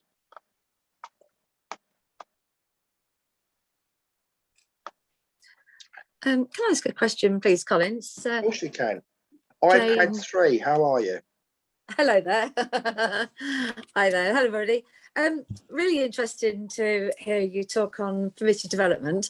I do commercial conversions, and I love PD. But as Rob said earlier, what's a drawback on this? I've recently applied for prior approval for a shop to a flat conversion. Okay. And council went, no, we want it as a shop. All right. I've and never why? come across Why did that. they say that? It should be a shop. All right. So did you try and convert all the shop? I've got a pub on one side that was existing when I bought it, micro pub. I converted the offices above to a 2-bed flat, and then the ground floor shop. I had it advertised for 9 months and no takers, and it's sort of it's an obsolete shape now because I want to convert the back into 2 1-bed semis. So the front part, to me, rectangular plot, rectangular shop, is 3 meters wide and 30 meters long. Okay. It's really odd shape for a shop. It's too thin for a shop. Yeah. So that's why I thought I'll a just couple take of it out. questions then. Is it in a conservation area? No, All right. Did you use class M?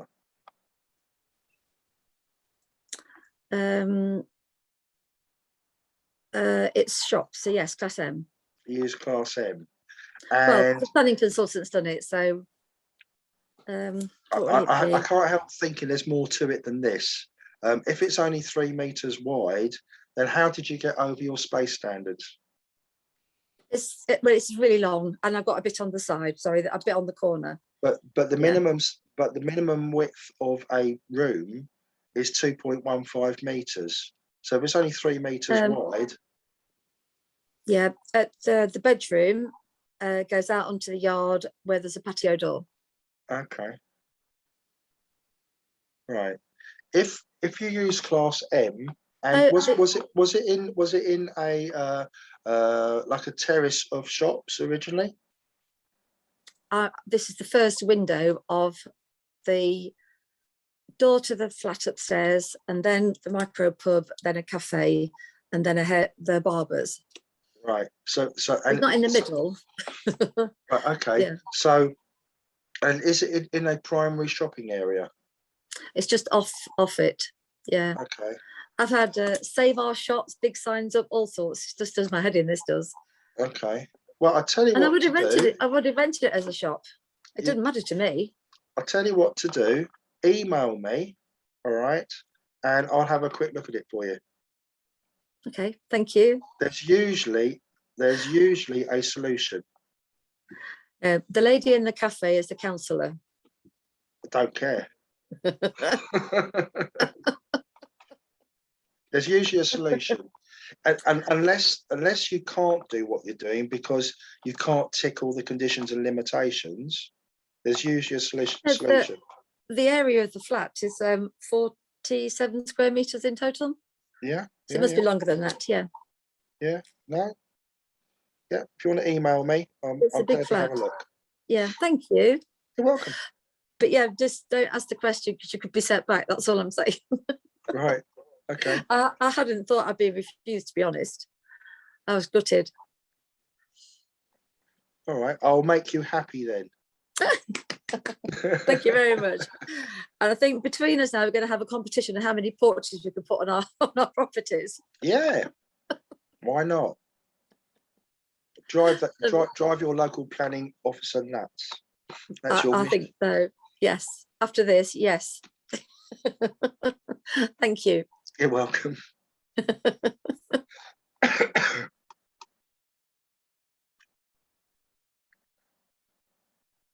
I should have asked your name, shouldn't I? Because iPad is not a particularly catchy name. Oh, sorry. I'm Jane. Hi, Jane. Jane. Hello, Hi there. Jane. Hello, Jane. Hello. It's Rob here. How you doing? We're good. Yeah, excellent. You should join the WhatsApp group. I am in it. You are in it. Good. Good. I am in it. Thank you. I don't see all that because all I ever see is phone numbers. All right. Okay. So we should all put our names with our numbers then. Yeah, something like that. Just say what you do. Yeah. You know, sort of just a little bit about you, so we know who we're talking about. Yeah. Great. Yeah. Just commercial conversions at Nottingham. Yeah. Oh. Nottingham. Yeah. Used to live near there. You did. There you go. Right, I'm going to think about one more question, and I think we'll call it a day because Colin's been here for a fair old time. So is there any more questions, anyone? Yeah. Yes. Hello, Colin. Hello. Hi. How are you? I'm good, sir. Yeah. We made it to the last question, eh? Is Yes. that all right, Colin? Yes, Yes. fine. Okay, I've got plenty of lubrication. I'm all right. excellent. All right. So nice meeting you again, Colin. Hi, Colin. You got to spell your name right. It's Colin, not Callan.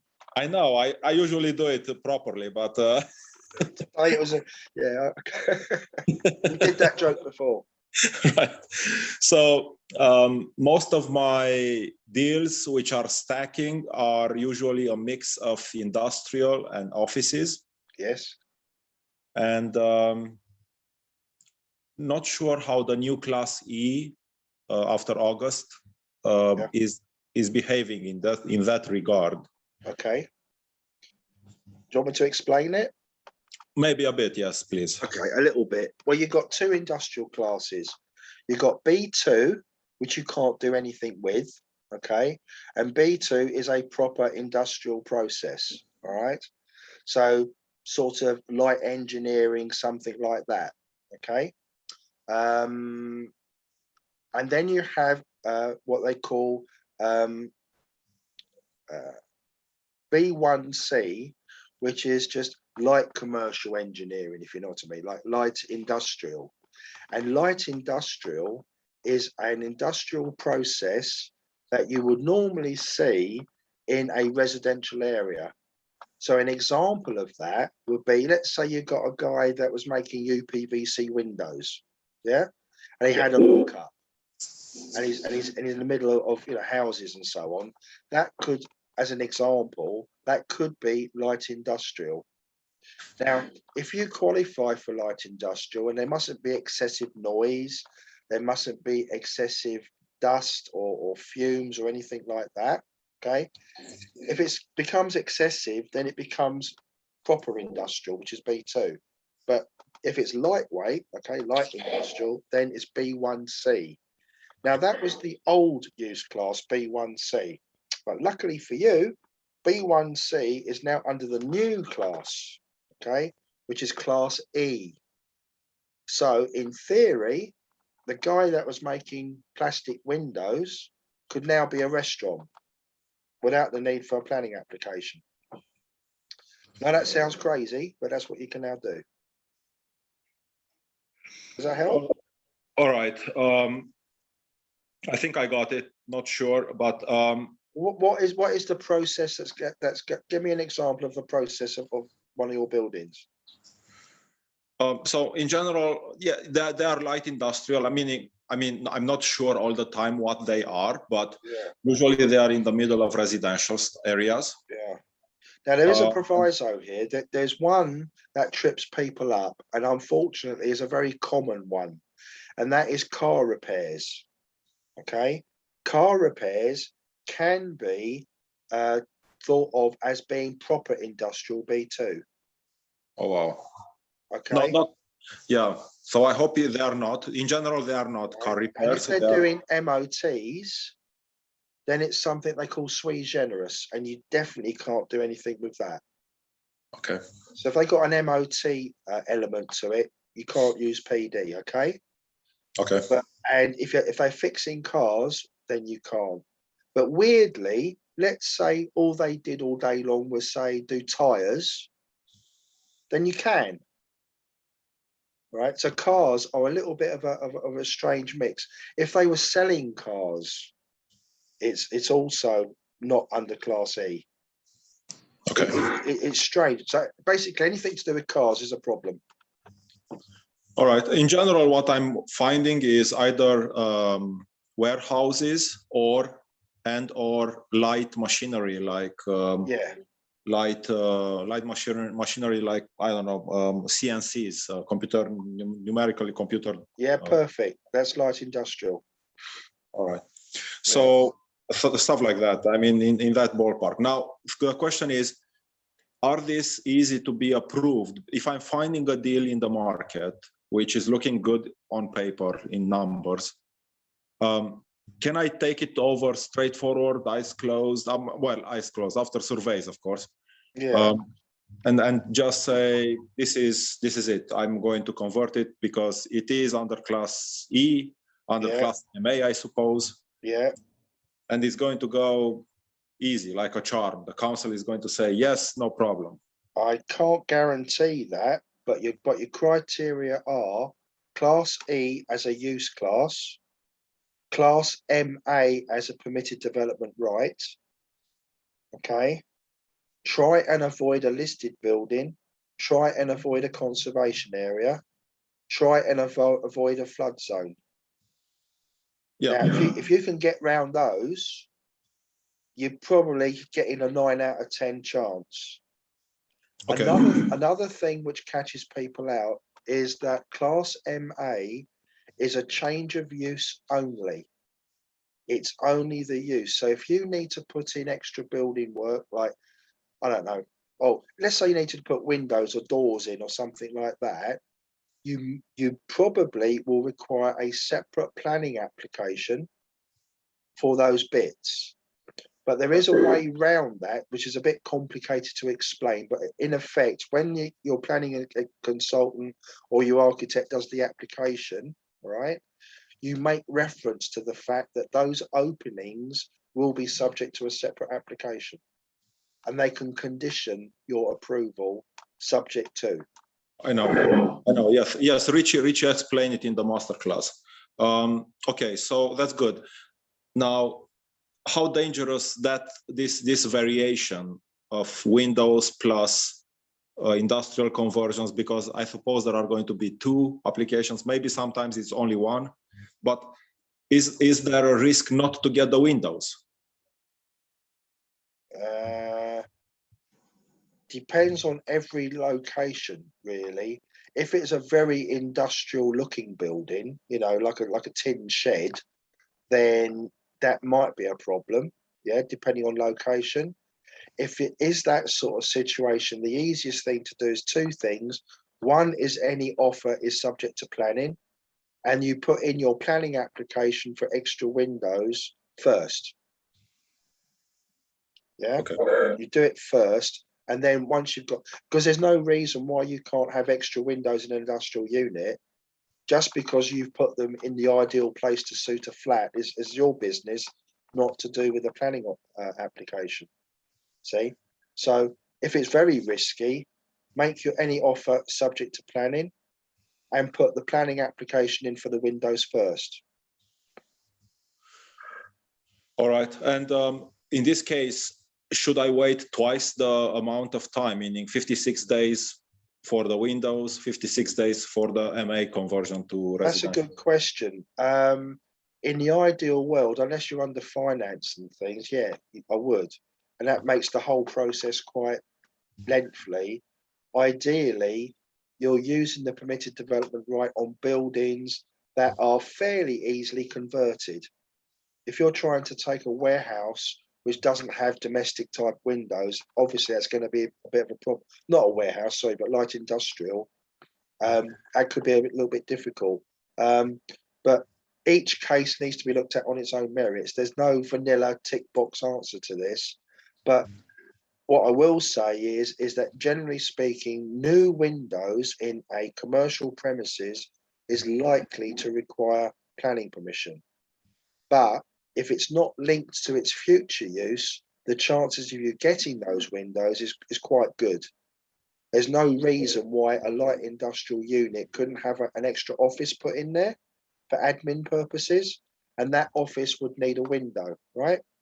Right. So therefore, that'll be one way round it. Just think creativity, you know, or creatively even. In general, creatively, that's the word. Yeah. In general, Listen, chaps, it's 9:30. I'd like to call it a night, I think, if that's all right. If you're happy. all right. You can contact Colin anyway, Callum, can't you? Yeah. So, Yes. So I mean, Colin's he's done very well with his throat and everything. Yeah. Yeah, brilliant. I didn't think you were going to last this long, mate, to be honest. No, I'm going to go and take myself a Nurofen in a minute. Oh yeah, excellent. Excellent. Why not? Colin, thank you very much. You're very welcome, Thank you. Rob. You know, I'm so glad that so glad you came. What I So will we're say is it's a massive subject, this planning. So can I get you back again? yeah, if you guys want a particular thing you want me to talk about, HMOs, right? Everybody loves HMOs. You want me to talk for an hour about HMOs? I'm happy to do that. How to Right, I'll find book you up development for that. sites, I can do that. I would imagine there's quite a few newbies in the group. Where do Yeah, you there start are, with yeah. your development? You know, what do you look for? Yeah, Day one, you've got 100 grand off your granny. What are you going to go and buy? You want to know this stuff, don't you? you do. Okay, well, I'll tell you what, Colin, I'll be in touch very soon, and All right. No, yeah, happy we'll to sort come back. something out. Sort something out in the near future. No problem, Rob. All right. Thank In you the very much. meantime, thanks to everyone who's involved. Thanks to the speakers. Thanks to Peter and Lee. Thanks to Colin. Thanks to Will Lucy. Thanks to the audience. Thanks to me. Thanks to Dan. And good night. Good And we'll night. see you soon. We'll see you next time. Cheers. Thank you for having me. Cheers.